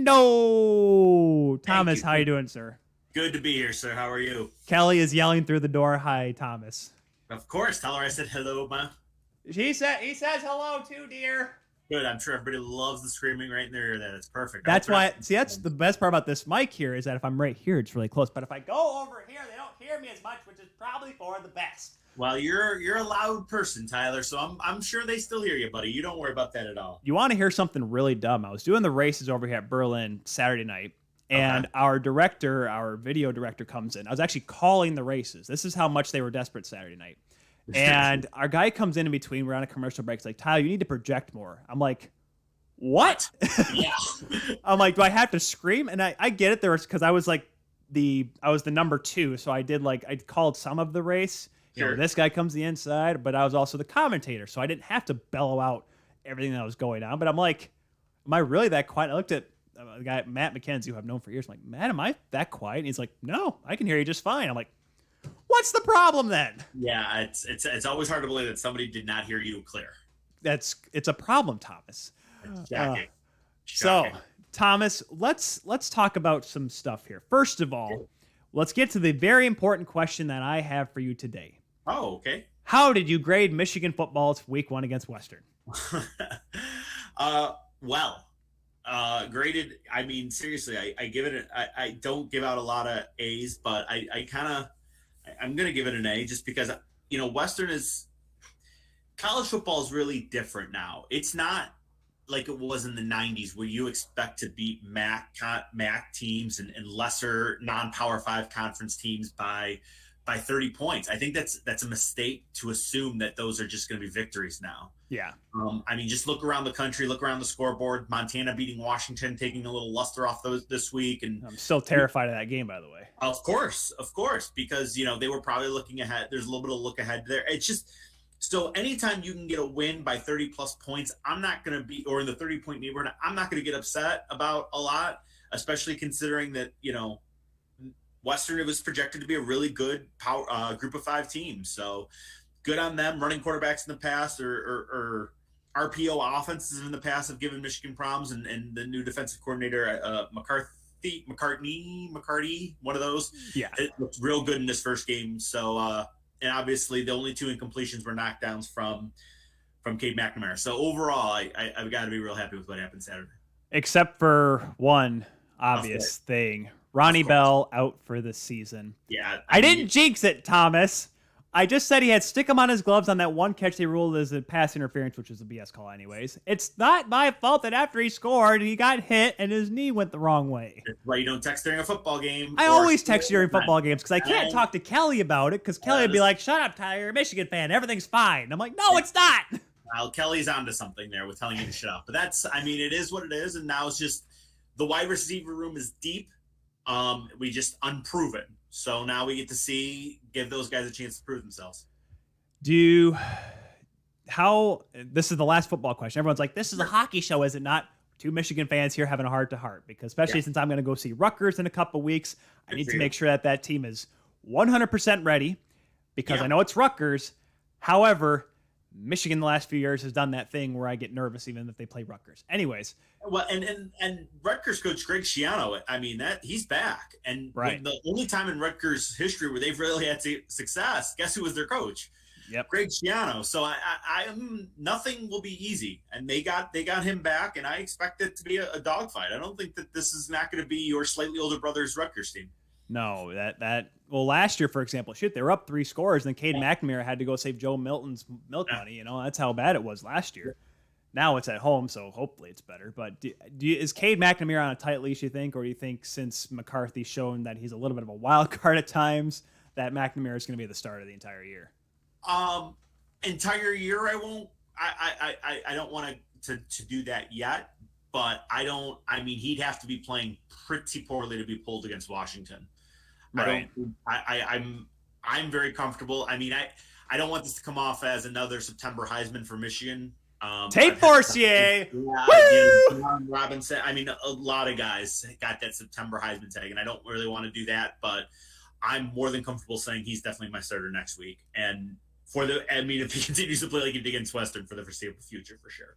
Gosh, you as soon as you said September Heisman, I just went back to that. Was it 2009 or 2010 when Tate Forcier led the comeback against Notre Dame?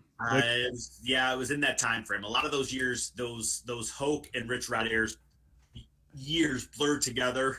Yeah. But the term September Heisman was strong for all 7 of those years. That's for sure. Because Michigan would start off 3-0. They would handle their business against Notre Dame and 2 MAC opponents they play. They play Wisconsin in week 4, and I mean, there was some embarrassing losses in that era. Gosh almighty. I've kind of pulled the wool over my eyes in a lot of those. That's for sure. The only reason why Michigan has a win over Ohio State in this decade is because Lloyd Carr had Chris Perry and John Navarre, and Jim Tressel was going to be ousted for recruitment violations. And then I forgot who the coach was that year, Brady Hoke's first year. Who was it? Their coach. It was Luke Fickell. And everyone's like, this is going to be a good. Everyone's like, oh, it's a big win for Michigan. I'm like, they didn't even have a real coach for Ohio State that year. Well, we didn't know that it was going to be a real coach. Luke Fickell's going to end up being a hot name in college football. Well, 5 years ago or 6. Yeah, but when that game was won, they had no idea who Luke Fickell was. That's for sure. It's been 10 years, Thomas. I know. It's been 10. You said 5 years. I know. I said 5 thinking it was the closer. I'm like, well, no, wait, that was 10 years ago. That was the 2011 season. I know. We're both getting old. B, I was in high school, Thomas. Yeah, I was fresh out of college. So Gosh almighty. Long time ago. I don't miss those years because that was in the middle of those bad years. Like, gosh, I remember when it was fun. We grew up watching Michigan beat Ohio State every year. John Cooper's my favorite. Not John Cooper. John Cooper. Or John Cooper, different John Cooper. Ohio State's John Cooper. He was my favorite Buckeyes coach ever. Yeah, for that reason alone, because Lloyd Carr would take him out to school every single year. Well, and that's kind of the other reason why this. I mean, again, this hockey show, but I can wax poetically about this. Is that when Michigan beat them more often than not, it was an upset back then. I mean, this is because they would always come in like 8-0 or 10-0 to that game. Would need to have 2 losses. It's a little bit of a misnomer that Michigan always was these battles with Ohio State since the 90s were for national titles and whatnot. Yes, they were for Big Ten titles a lot of the time, but Michigan hasn't. I mean, besides that 97 season, and then again the loss in Columbus, and what was that? 03? No, 06. The game of the century. Yeah, I mean, outside of that, a lot of Michigan hasn't necessarily been in the national championship contention picture, and Ohio State has. Yeah, well, and that's the thing too. Like, and I always go about this because I do agree with you. People think Michigan. I swear, we're gonna get to the hockey, folks. Just give us a minute here. We need to vent. The thing is, like, people, when you say, I'm like, Michigan fans think that they should be a national champion. I don't ever think that. I just want them to play a January 1st bowl game and have that game against Ohio State mean something. Yeah. That's been the thing for the last so many years. Like, if Michigan wins an upset, great. But I'm like, you want that game to matter for more than just the fact that you're beating your longtime rival. It's like Big Ten title, Big Ten, at this point, Big Ten championship game berth on the line. Like, that's what I want. Whether it's a playoff, going for the college football playoff, I don't care at this point. Just get us to get to the Rose Bowl. And what's funny is, and I guess I'll segue into the hockey a little bit because I was, preparing for the show and some of the things that we were going to talk about. And, patience in sports is gone. And I where I was going to kind of it's because of these things. Yeah, and Austin Matthews is 23. Eisman won his first Stanley Cup at 33, but there's no patience anymore. Now, yes, there was talk that Eisman was going to be traded to Ottawa, so for Alexei Yashin.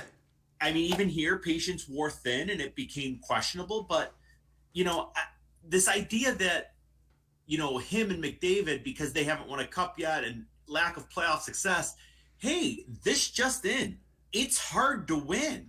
It's not easy. In the fact that at 23, I don't know how real the talk is of who's going to go and which one in that group could go. But I mean, you don't get that right anymore. You don't get to have a career to try to build it and to try to get it right. You have to do it right away. And it's one of the things that about sports more than anything else is changed in 20 years for the worse, in my opinion. Yeah, and that's true. And I've done my best to stay away from that. And the name that keeps coming up as we get into this Atlantic Division situation conversation here, and he's gotten so much crap this year, and it sucks to see it on social media. Mitch Marner, that's out of all the players that's got the target on his back is Mitch Marner. because of the fact that he's making $10+ million. And my thing with this is, if he was making William Nylander's money, if long story short, if Nylander and Marner switch places, switch contracts, your people are telling Nylander to get out and keep Marner. Like, that's just how the expectations come in for the fact that you think he's a superstar because he's getting paid superstars money. And there's so much pressure on it. Every time he has a bad game, that whole 7-game series against Montreal, it was trade Marner now, the entire series. And that's how it's been since that game 7. Even if he could score 4 goals in the first game of the regular season this year, people are still going to look at Marner and be like, you can't do it in the playoffs, guys. The other thing is that's so tough for Marner is that he's a setup guy. Right. And guys with a bucket full of assists but 20-goal seasons, like Gretzky. Gretzky had over 1,200 assists, but everybody focuses on the 800+ goals. And it just seems like assisting, getting a boatload of assists, I don't want to say it's frowned upon, but it's also like, yeah, ho hum, you didn't, what did you do? You set up, you passed it to the great one. It needs to be celebrated more. Marner's been a point a game guy basically, 4 straight years, 5 straight years, something like that. Close. He would have had, I think he would have had 100 points last season, yeah, if it was an 82-game season. And yet he's the first one out because he, didn't score. Well, yeah, that's not what he does. He doesn't score. I mean, he does 20-goal years, again, nothing to sneeze at, but his job is to get it to Matthews to score. Right. And Matthews didn't have a great postseason against Montreal. So it's just, you got to understand what a player's job is, and you got to understand that it can take time, and you have to have failure before you have a success sometimes. Yeah, and to your point, I remember you said 1,200 assists. I knew you were a little off there with Gretzky. Gretzky has more assists than anyone else has points in the entire NHL. He has 1,963 assists.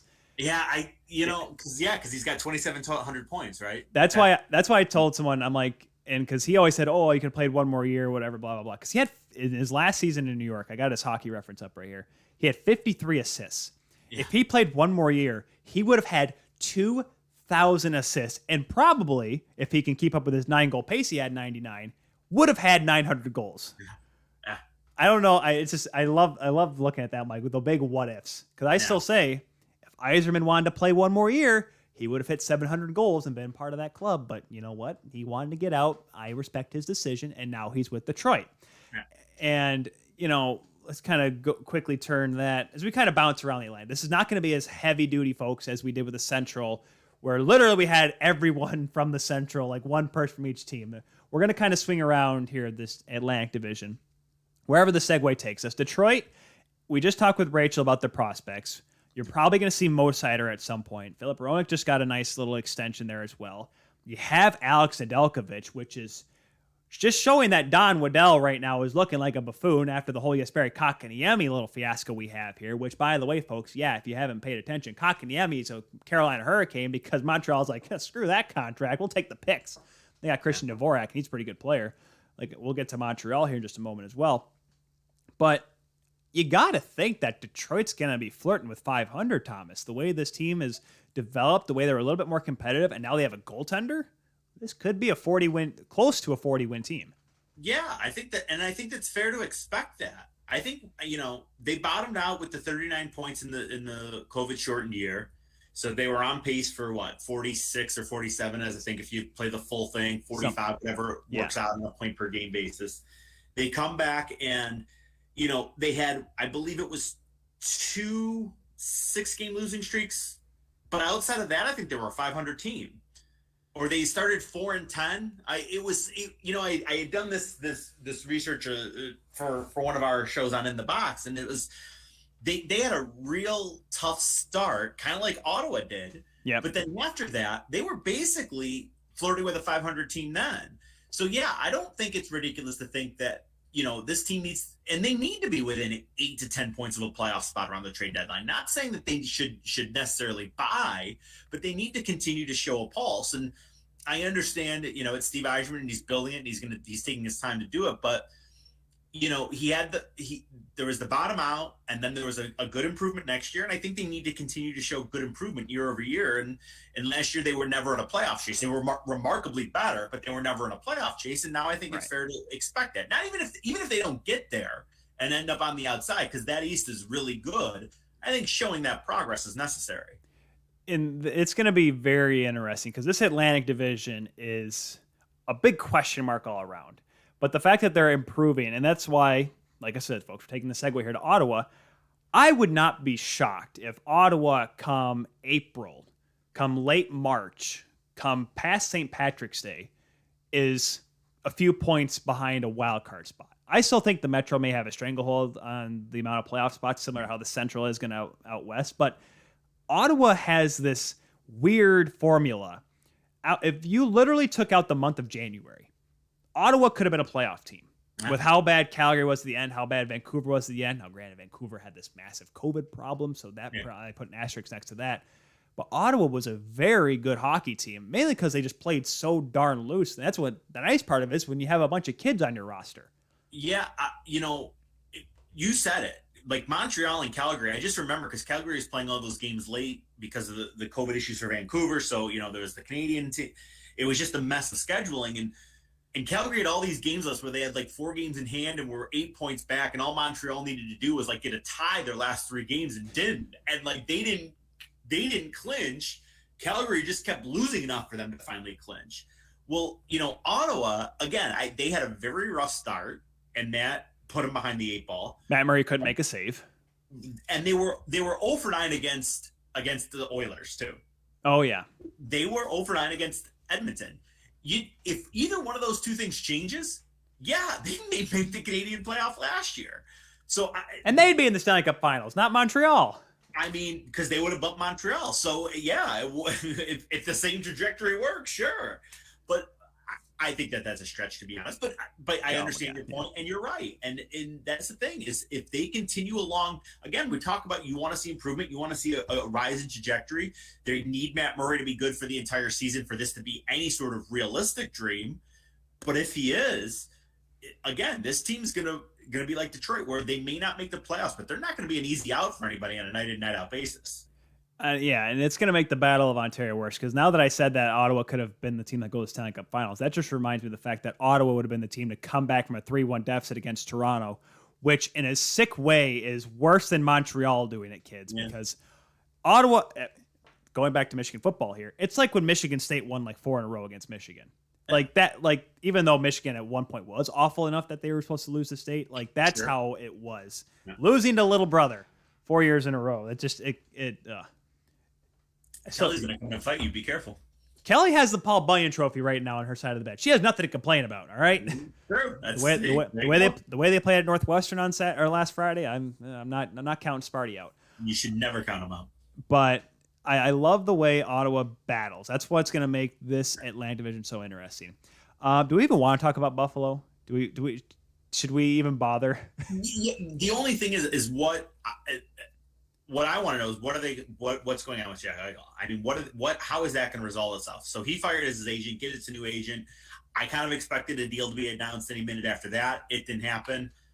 I think that's the biggest question mark with Buffalo is what's going on here. They're right. They don't have to trade him. They really don't. But I mean, what's the point of? You might as well go get your picks now. I just don't understand what the decision here is or what they're going to do. But when you talk Buffalo, I think that needs to settle itself more than they can talk about anything else in terms of moving on. That, and the only other thing that needs to be mentioned with Buffalo is that their goaltending is less than 2% of their cap. So they should probably figure something out there too. Well, they have Jukka-Pekka Laukkanen down there who got a few starts there towards the end of the year last year. I think if you give him opportunity, just if he can carry over the kind of game-stealing ability he had when he was in Sudbury and what he did with Finland in the World Juniors in 2019, I think they're going to be set. They have a goaltender of the future if they give him the right amount of reps. They don't like throw him to the wolves like they did. Matt Hackett was one who I just thought he could have been something, but then they just kept playing him over and over, and it just went to poop. So maybe you try to ease him in. I think you have to, because if you're counting on Craig Anderson and Aaron Dell to play 82 games, I don't see that being a key to success. Well, if you have Craig Anderson there to pretty much teach more or less Lokinen and kind of guide him, I think that'll be big for his development. But yeah, Buffalo, it's with Jack Eichel, and there's whispers that it's going to happen before training camp. There's whispers if they get to training camp, it's going to happen the first week of training camp. There's all these questions, and the consensus that I'm getting from the people I talk to is it's the fact that he's asking for too much. Kevin Adams thinks he's going to get $10.5 million, 100% healthy Jack Eichel return, when reality is nobody knows how good Jack Eichel is going to be when it comes through all this. That's the problem with Jack Eichel's situation, is that he is not 100% Jack Eichel. And we don't know if this operation, if they go for it and it doesn't work, you're not going to get, or if it doesn't work fully, like you may not get ever 100% Jack Eichel ever again. That's the issue, I think, that Buffalo is having. They're asking for too much, and teams are like, we don't know what we're going to get with this guy. All right. Yeah. But again, the GM of the team that's trying to trade him, it's easy for them. You throw him on long-term IR, and it's no skin off the GM's teeth if you have a disgruntled superstar and don't trade him. And that's what Steve Yzerman did with Jonathan Drouin that everybody applauded. And, he's like, all right, if this is how it's going to be, this is how it's going to be. That got settled, that got resolved, and then he went out and got himself a top 3 defenseman in the deal in the long run. So, I feel like the GM is in a position of power in these situations. They do have some. And I remember I was talking with Jordan DeShane about this last week. I said to him, like, if this happens with him, if he sits out a year, all it does is hurt Eichel more. Because, and I you can probably remember this too, how good was Eric Lindros after he went to the Rangers? Yeah, well, okay. He was okay. He was not 2090, late 90s big Eric. The guy that he sits out a year, and that's what happens. That's true. I think but at some point, then I think Eichel will get the procedure that he needs if it looks like that you're getting into January and nothing's been done. I don't know. It's a mess that needs resolution, and we'll just see what happens with it. I'm pretty sure all the Sabres fans right now, it's like, I don't care about the Sabres. Josh Allen for president. It's probably that's how they're up in Buffalo right now. I don't blame them. Oh, it's going to snow there in about 2 weeks, so they probably need something to look forward to. Probably. Going back up the road a little bit from Buffalo, back into Canada, is the Montreal Canadiens. Now, yes, they have been involved in this massive array of pettiness / deservance, whatever you want to call it, in this Jesperi Kotkaniemi saga, which is, people thought at first, oh, this is just straight pettiness. And Don Waddell's come out, no, we did not want to get back at the team. Don Waddell, come on, dude. A $20 signing bonus. Give me a break. Was that not petty? Right. $6.1 million. You thought, oh, they're not going to match this. Well, Montreal chose not to match the deal. Kotkaniemi goes to Carolina. First and third round picks in next year's draft going to Montreal. They flipped that first round pick and a 2024 pick, I believe, to get Christian Dvorak to come from the Arizona Coyotes. In a weird way, Thomas, I think Montreal is okay because Kotkaniemi, the way things were shaping out there towards the end, being scratched during the playoffs and towards the end of the season, it seemed like that relationship was starting to separate a little bit. So the fact that they lose him and now, Carolina has to do they were going to have to do some cap finagling, but then Jake Gardner just happened to have a perfectly timed surgery now, so he's going to be on LTIR. Of course. And now they get Christian Dvorak, who was playing on an Arizona team that was not good last year, but in that 1920 season, he really showed that he can be a big-time player. That guy just fills up that role that Kotkaniemi left.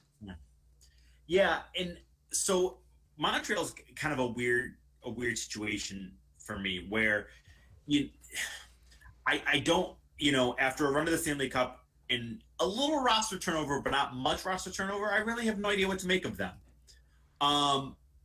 It's a lot of faith in Jonathan Drouin. Is he going to come back? Is he not? He had this kind of Jonathan Tavesian sort of leave of absence, walk away from the team thing.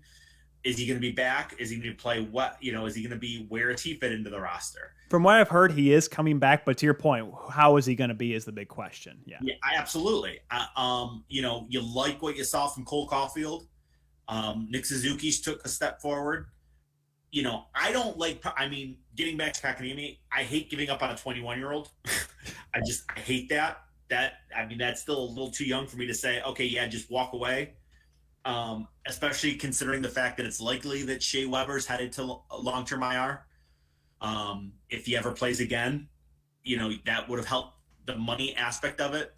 At the end of the day, I actually like their forward grouping more than most. I think that they have their first line is a second line, their second line is a second line, and their third line is a second line on most teams in this league. Yeah. I think they have 3 second lines that can score and can do a lot, but they don't have a perfection line, a really great top line.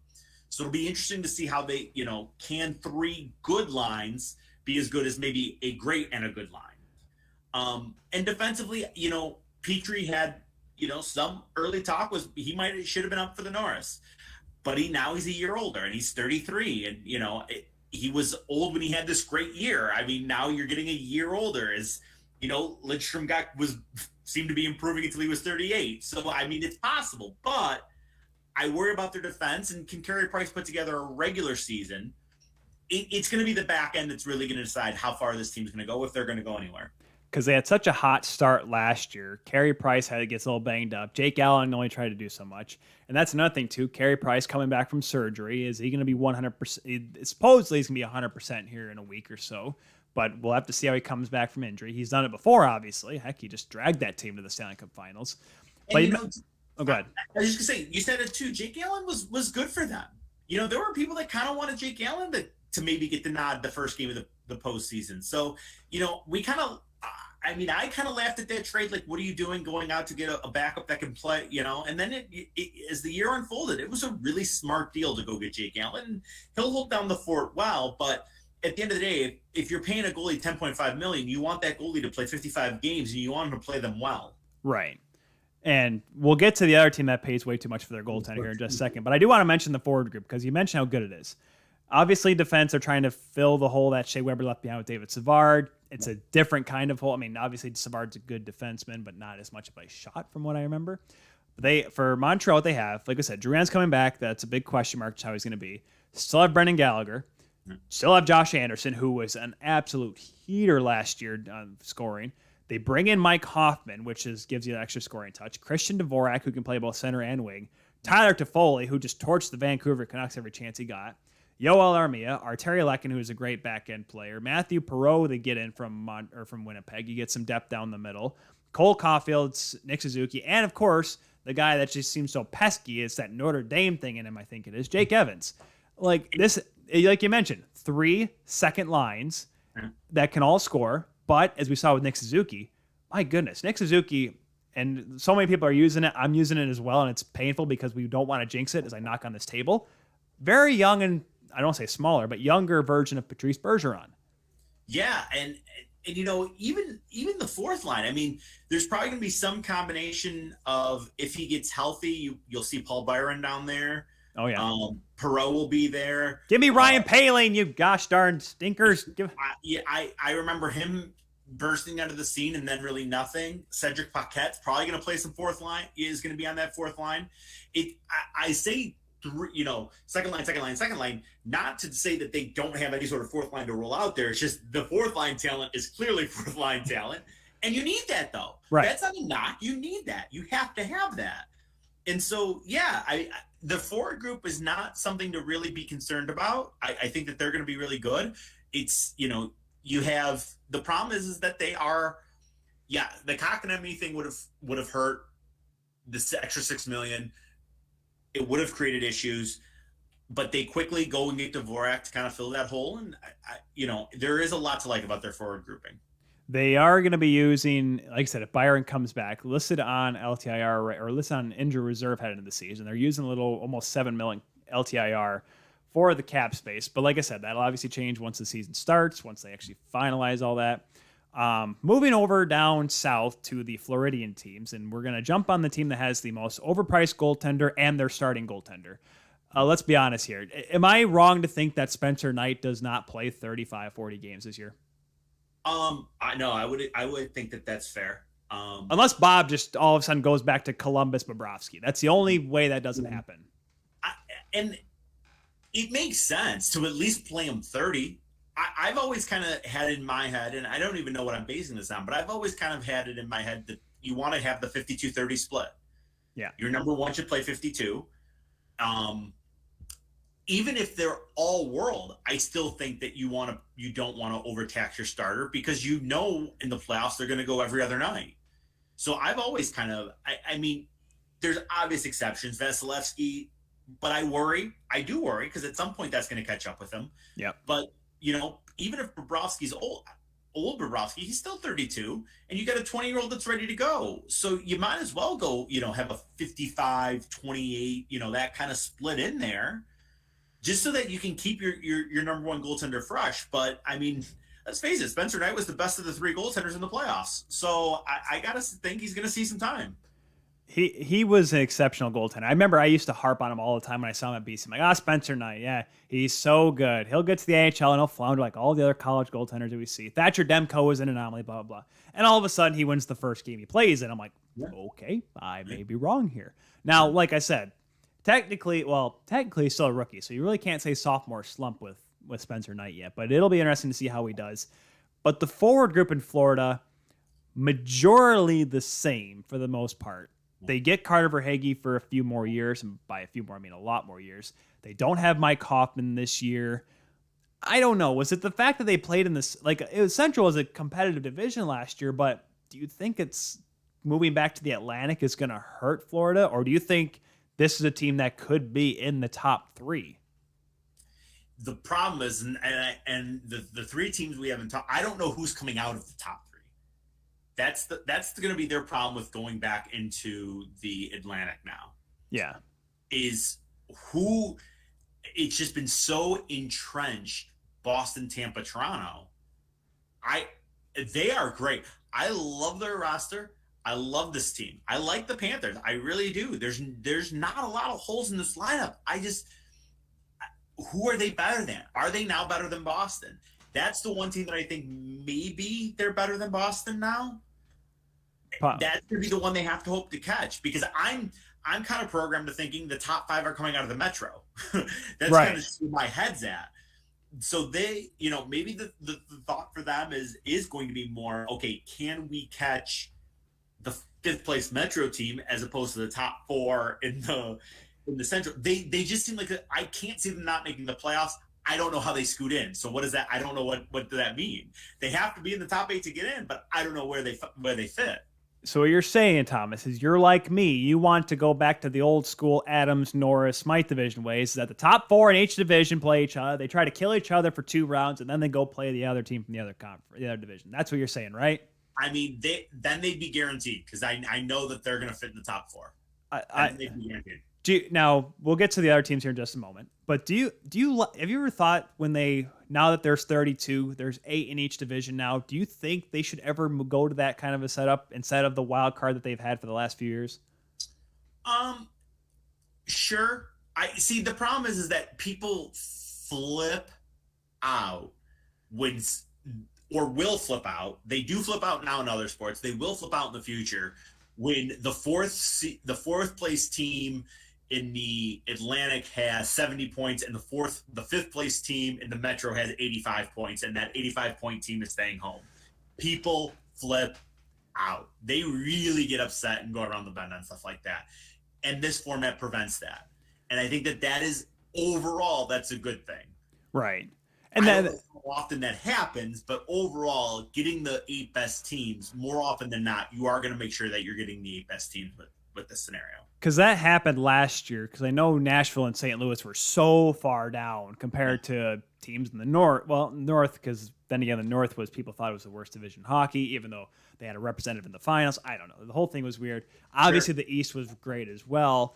So there was that, and I get to your point there. So then, hear me back with this, Thomas. Why don't we go back to the way it was before the realignment, and i.e. mean only the top 2 in the 2 division winners get the bid, the 1-2 in the playoffs, and then have the rest be determined by the rest of the conference. Now that I would be more in favor of that than maybe going back old school 4-4 and then play it out. Because then we're going to see 6 teams from the Metro Division possibly. If Toronto bails out, like I think they may end up doing, it'll be Tampa, Boston, and then the Metropolitan Division. Well, but here's the thing. If that's the 6 best teams in the conference, then it's the 6 best teams in the conference. Exactly. I mean, if that's what it is, it's what it is. It's not. It's more telling them that the rest of the division the other division needs to step their game up here. If 6 teams from the other division are that good, then it's more of an indictment on them. So I would have less of an issue with that. I think I'd rather do the 2 wild cards, and then my third preference would be the 4 and 4, no matter, and just stay in the division completely. Right. Because I'm trying to think back, because back in the day, for those that are too young to remember, before 13-14's realignment, there were 6 divisions.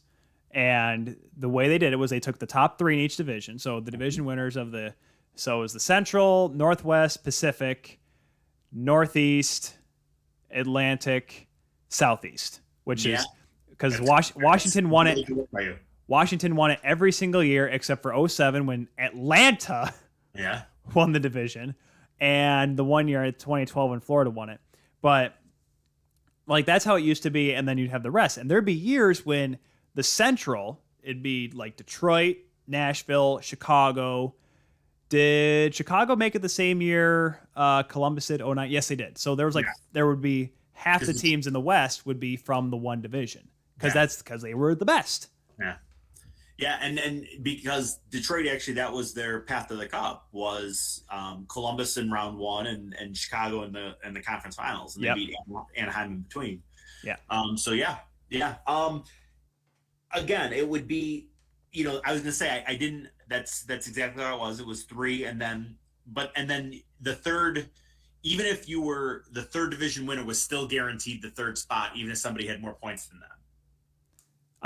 That's why I think it's okay if you did the top 2, because odds are the top 2 will be better than over half of the conference, because the Southeast Conference was awful for a long time. Yeah. Even when Tampa was winning cups in 04, like after that 04 Cup, they took a dip hard. John Graham was their starting goaltender, kids. That's how bad they were. Yeah, they were. So, again, yes, if you wanted to do that, I think I'd be most in favor of that. And if it ends up being Metro Division champ, Atlantic Division champ, 5 Metro teams, and then 1 more Atlantic team, then that's what it is. I mean, you're playing everybody again. And I know that was one of the talks was that, wasn't there scheduling a period of time where in the scheduling you were only playing the other conference once? Yep. And you flip-flop years, yeah. Yeah, and so there was that whole, well, it's not fair if you're playing this, and now that they've gotten more of a balance to the scheduling again, I don't know. But again, I try not to get, even though in the NHL it matters, more than I think any other sport, even though it matters, I usually try not to get too caught up in, well, they, because of this format, this team made it, but if it was this format, then this team would have made it. Well, it's not that format. Okay, so these are the 8 teams. Let's play the playoffs. Yeah.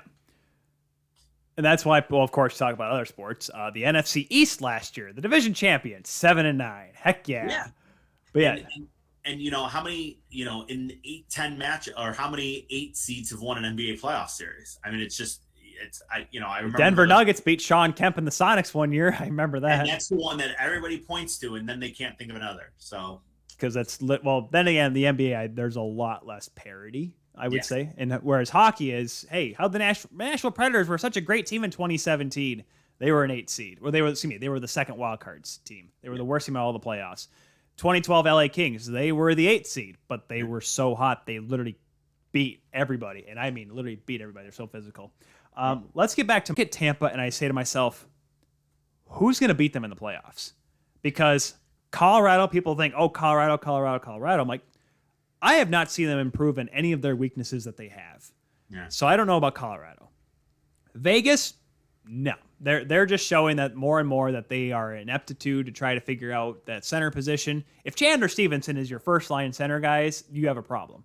Yeah. I don't see any other team challenging Tampa in the league. And I'm serious. Like, even Boston, as good as they can be, I'm like, Tampa's still better.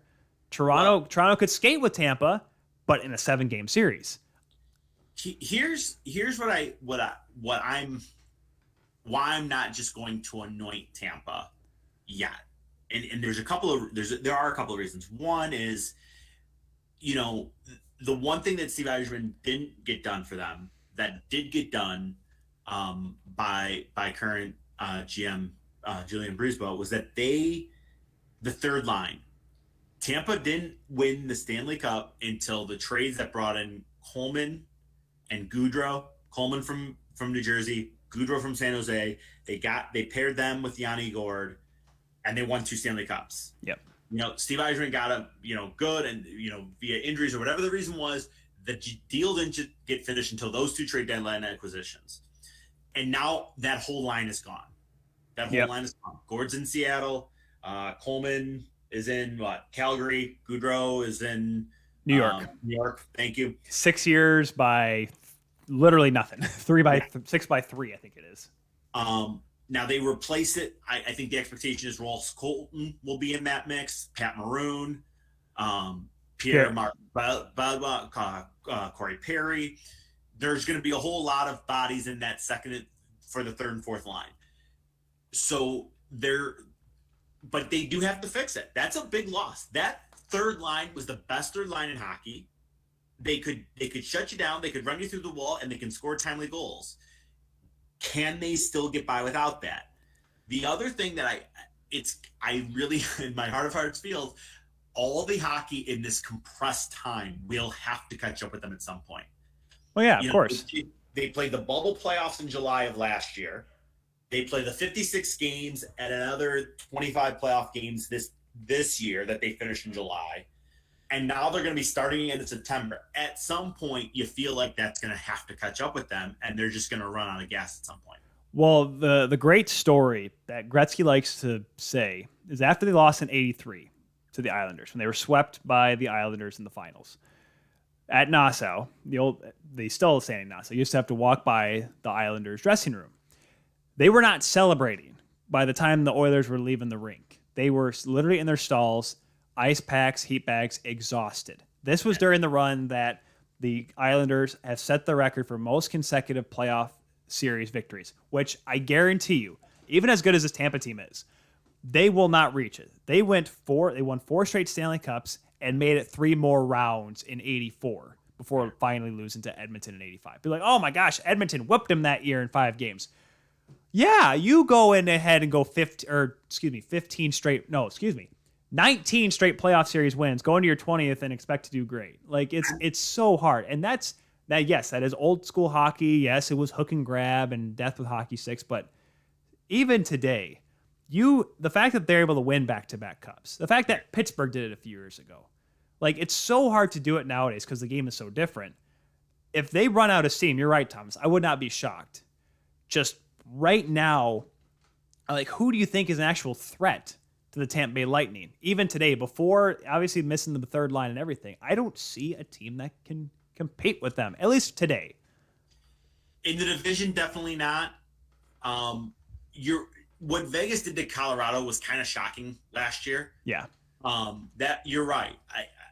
I don't think a lot of people could believe, Colorado blitzed them in game 1. And then after that, Vegas didn't look back. And it was just shocking. I mean, I know they lost game 2, but they were right there that game. And then so I would, again, if I was a betting man, I guess I probably still, at the end of the day, would, if I had to put $100 on a team to win the Stanley Cup today, I probably would I'd put it on Tampa, but my gut tells me they won't do it. I don't know who's going to beat them, though.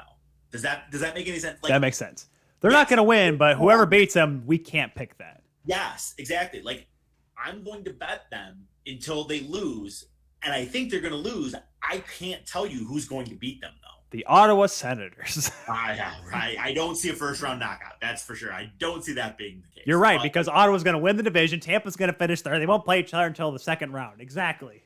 Right, let's stop that right now. But the fact that they kept their those top 2 lines, top 5 defensemen, and Vasilevsky, I mean, that hell, if they had to roll with just those 12 players, they'd probably win 30 games in a year. That's how good that grouping is. So. Jeez. Yeah, I mean they're gonna be good.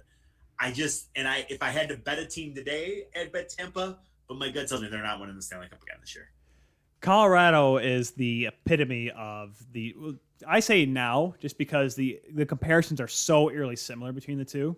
Colorado is what Tampa was 5 years ago. That's a very good count. McKinnon is Stamkos, Landeskog is Kucherov, even though they're not the same nationality. Like the similarity is so much there. The goaltending was always like, hey, we have a good goaltender, but not that good of a goaltender. I don't know. And I feel like they're still looking for the great. I love Darcy. I've loved Darcy since he was in Minnesota. He'll do great, and there'll be a good team around him. I don't think he's Vasilevsky good yet. and I don't think he ever will. No offense to him. He's getting a little bit older, but Colorado will be there. I just don't know what they have to do to get there. Well, and you mentioned it's tough to win back-to-back. I don't, and again, you're going to remember because you're such a better mind than I am with this stuff, but sure. Pittsburgh hasn't won a series since. No, they won. They got knocked out in the second round in 18. That wasn't the Rangers sweep in 18. That was when because remember Pittsburgh and Washington met in the second round. That was the Kuznetsov game winner. Yeah, that's when yeah. So they won one series, but you're right. Since then, because they got swept by the Islanders last year, they didn't even make it technically in 2020. They got beat by Montreal in the qualifying round, and then they got beat by the Islanders in the first round this year. So yeah. Okay. All right. So they've won one series since their back-to-back playoff win or back-to-back cup finals. Well, they don't have Phil Kessel anymore. That's why. Yeah. Well, there's an argument to be made, right? But it is incredibly tough, and the Stanley Cup is still. I don't care what anyone says, and I still remember the comments when the ESPN announced that they were bringing back the NHL. Oh, tell me when it's a real sport. And I'm like, I'm going to stay quiet here because I've done this for years of trying to defend the sport. The Stanley Cup's the hardest trophy to win. I'm not going to I don't care. Baseball's 162 games a year. Yeah, I can play 162 games if I get to stand at first base. Right. I don't want to imply that baseball players aren't athletes because it's just a different pace. It's a different game. Yeah. And it's a different mental trial. And some of the things that baseball does, like a 1-game playoff after 162 games is ridiculous, it's hard. It's a hard trophy to win, but all the playoffs. I mean, 4 rounds of basketball, that's not easy. And just the physical toll that football is as a whole is not easy, but hockey's all of that on ice. Exactly. It's all that you have guys with wooden clubs and metal and steel knives on their skates, as Brendan Shannon says. It's different. It's hard. And if Tampa does it again, I'm not going to be shocked. Just a few more minutes here today on this special Labor Day edition of the Keel Show. We're talking with Thomas Biondo, good friend of the show, Thomas Biondo.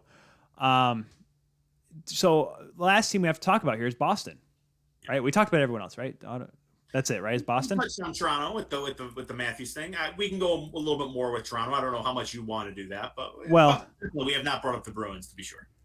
Let's cap it off with the Bruins here because the Leafs. All it does is make me say, I'm like, as I mentioned when we had Rachel Anderson on, I'm like, I would love to have gotten a pass to the prospect tournament this year just in case Kyle Dubas happened to show up in Traverse City, just so I could have for 5 minutes, a 2-minute interview for the show and 3 minutes of me questioning everything he's ever done. And that's why I'm not going to Traverse City, kids. No, Boston here. Boston is big of a coin flip as Toronto, but the difference is that between Toronto and Boston is Toronto they just can't seem to get it done in the playoffs. Boston's just getting older. Yeah, they have a different outlook though. Tuukka Rask is this big fat question mark, but they have Martin Jones back. There is still the perfection line. They still have Taylor Hall. They bring in Nick Foligno, so there's going to be this grit on this team that Boston's always had. But is it going to be good enough to make a run in these playoffs? It's Linus Ullmark is going to be their netminder. Martin Jones, isn't Martin Jones in Philly? Oh, shoot. Yeah, that's right. I got it mixed up. Sorry. Linus Ullmark, you're right. I was thinking of, yeah. You're correct. I just want to make sure so what Boston is to me is, and I like that they kept Taylor Hall around. That really adds second line punch. And for a good contract as well, compared to what he's getting paid. True. And the interesting is who's going to fill David Krejci's shoes. I heard some thoughts from some of the beat writers in Boston that it had begun to get a little bit noticeable that he had lost a step. So now I think that role is going to be first attempted by Charlie Coyle / Craig Smith. I don't know if Craig Smith is Craig Smith has it. I don't know if he could. He always seemed like he was it always seemed like he was a support player though in Nashville, whereas Krejci seemed like he could lead a line just with less of a spotlight is the best way to describe it. I mean, you're exact. Yeah, no, I agree with that. And it's just, Taylor Hall is going to be on the second line, but who else do you know is going to be on the second line and with the potential to be successful? Is it going to be Smith? Is it going to be Coyle? Could DeBrusque finally come through? Is Eric Haula going to get top line? I mean, to me, that's the biggest concern. The third line is going to work itself out with whoever doesn't end up on the second line. and they always have grinders. And Curtis Lazar and Carson Coleman's going to come up. Trent Frederick, Chris Wagner. There's a Thomas Nosek. There's a good fourth line there. The other thing that I really worry about with Boston is we know Charlie McAvoy's good. I don't think that anybody's doubting that. Probably one of the best defensemen under the age of 25 in this league. But is Brandon Carlo going to be healthy? And is he a true number 2 defenseman? Even though he signed for 6 more years. And Mike Riley. And I let that go because you're right. I like the resending of Mike Riley. And Mike Riley looks kind of surprisingly good. I think better than most people expected him to be in the postseason. Right. I mean, it feels like it's, again, kind of like how we talked about how it's, they have the perfection line and everybody else. It's like they have McAvoy and everybody else. It's like, how good is Carlo going to be? How good is Grizzly? What is Derek Forbach going to bring in? Where's Mike Riley going to fit in? How good is Connor Clifton? Like, I feel like there's a lot of question marks with that decor. And McAvoy is only 23, so he can play 28 minutes a night if he needs to. And I kind of get the gut feeling he is going to need to for this team to be successful. And at 23, he can probably get away with it. But I also worry that if he misses a stretch of 10 games, does this team have enough defensively to survive it?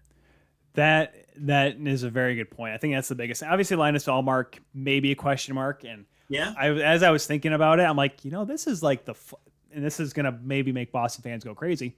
Is when Andy Moog left to Dallas, and they had John Blue as one of their starting goaltenders, and Blaine Locker? Blaine Locker was their 2 goaltenders, like something like that. Yeah. They went, and the team that was the group that ended up getting Ray Bourque traded to Colorado because that's how bad they went.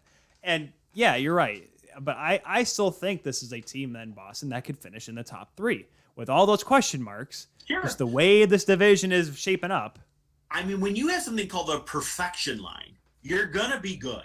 Okay. And it's not like it's a made up haha thing. I mean, they rightly are. I would still take them as the best line in hockey. You want it Kucherov and point and whoever's going to be playing the right side with them. That is a fair, you can come at me with it. But in Point and Kucherov are very, Point is actually a very good defender. But if you're talking all situations, all scenarios, I want Bergeron, Pasternak, and Marchand. I just do. Marchand remarkably seems to be getting better. I don't know how, it's kind of an anomaly. He had his best year last year, and he's 33 now. Exactly. Pasternak, if he's playing 80, he's scoring 40. And Bergeron is they might rename the Selke for him by the time this is over. So I mean, as long as if you're going to tell me that they're all going to play at least 65 to 70 games and McAvoy is 2, this team's probably going to be in the top 3 and probably even in the top 2 of that division. They're going to be still good. And I as you keep saying the perfection line, the only thing I can think of is the story of the 3 Musketeers, Athos, Porthos, Aramis. No matter how old they get, they can still overthrow the Cardinal. They can be 70 years old. They still get the job done. And all they need is a D'Artagnan. That's all they need, just to get over the hump. Sure, there you go. Who is that D'Artagnan? It ain't Charlie McAvoy, because D'Artagnan never had a punchable-looking face, if you ask me.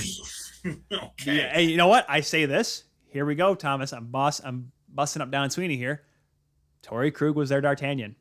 Just saying, kids. Just saying. And now he's being wasted away in St. Louis, but that's neither here nor there. All right.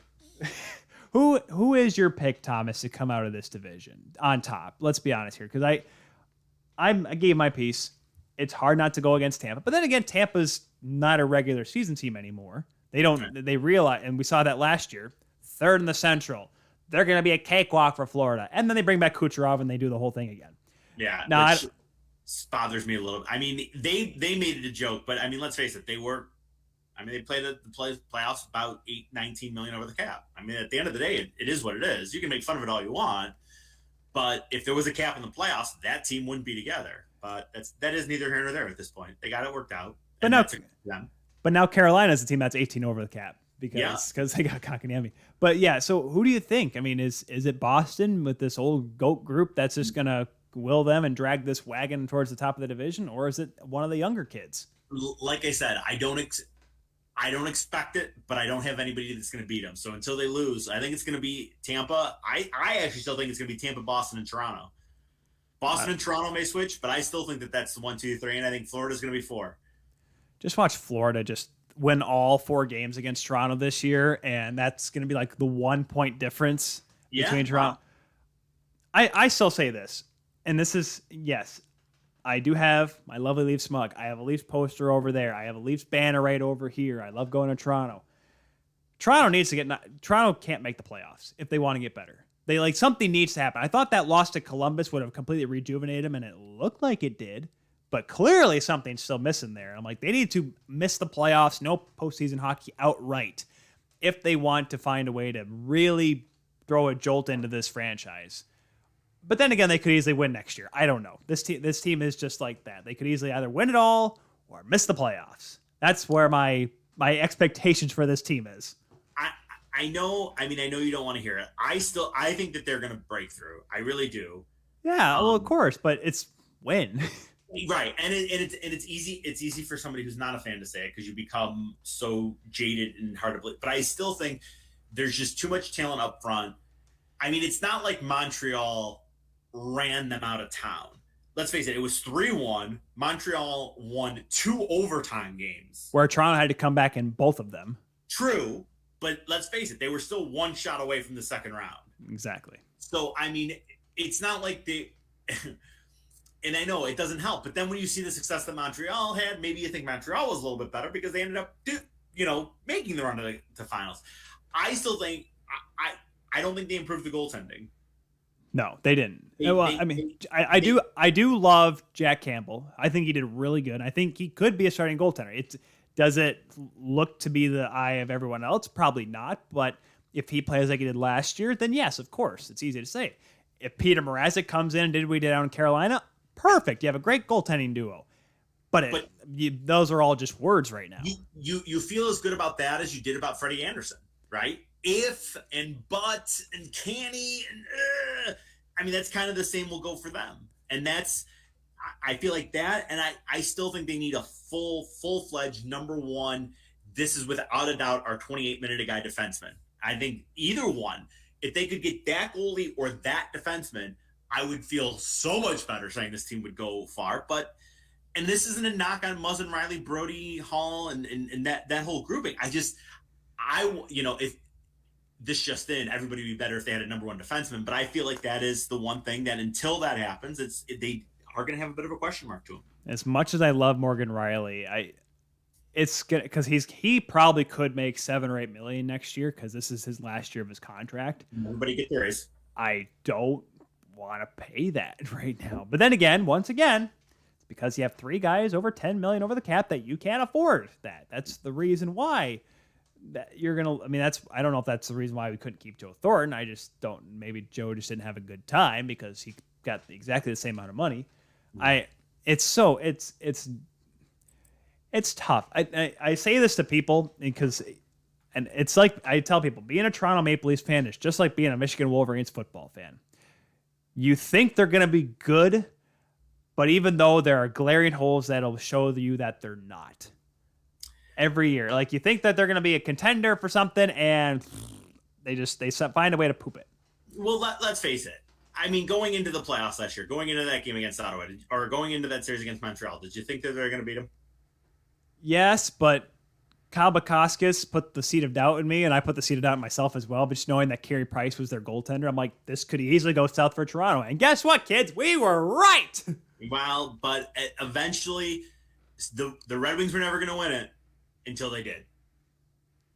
Until 500 Mike Vernon came in and was the Conn Smythe Trophy winning Mike Vernon. And what if it's Peter Mrazek that is that guy this year? I mean, and again, you're putting me in a very uncomfortable position by having to say nice things about Toronto as a Detroiter. But at the end of the day, I still feel like that is something that they're never going to win it until they do.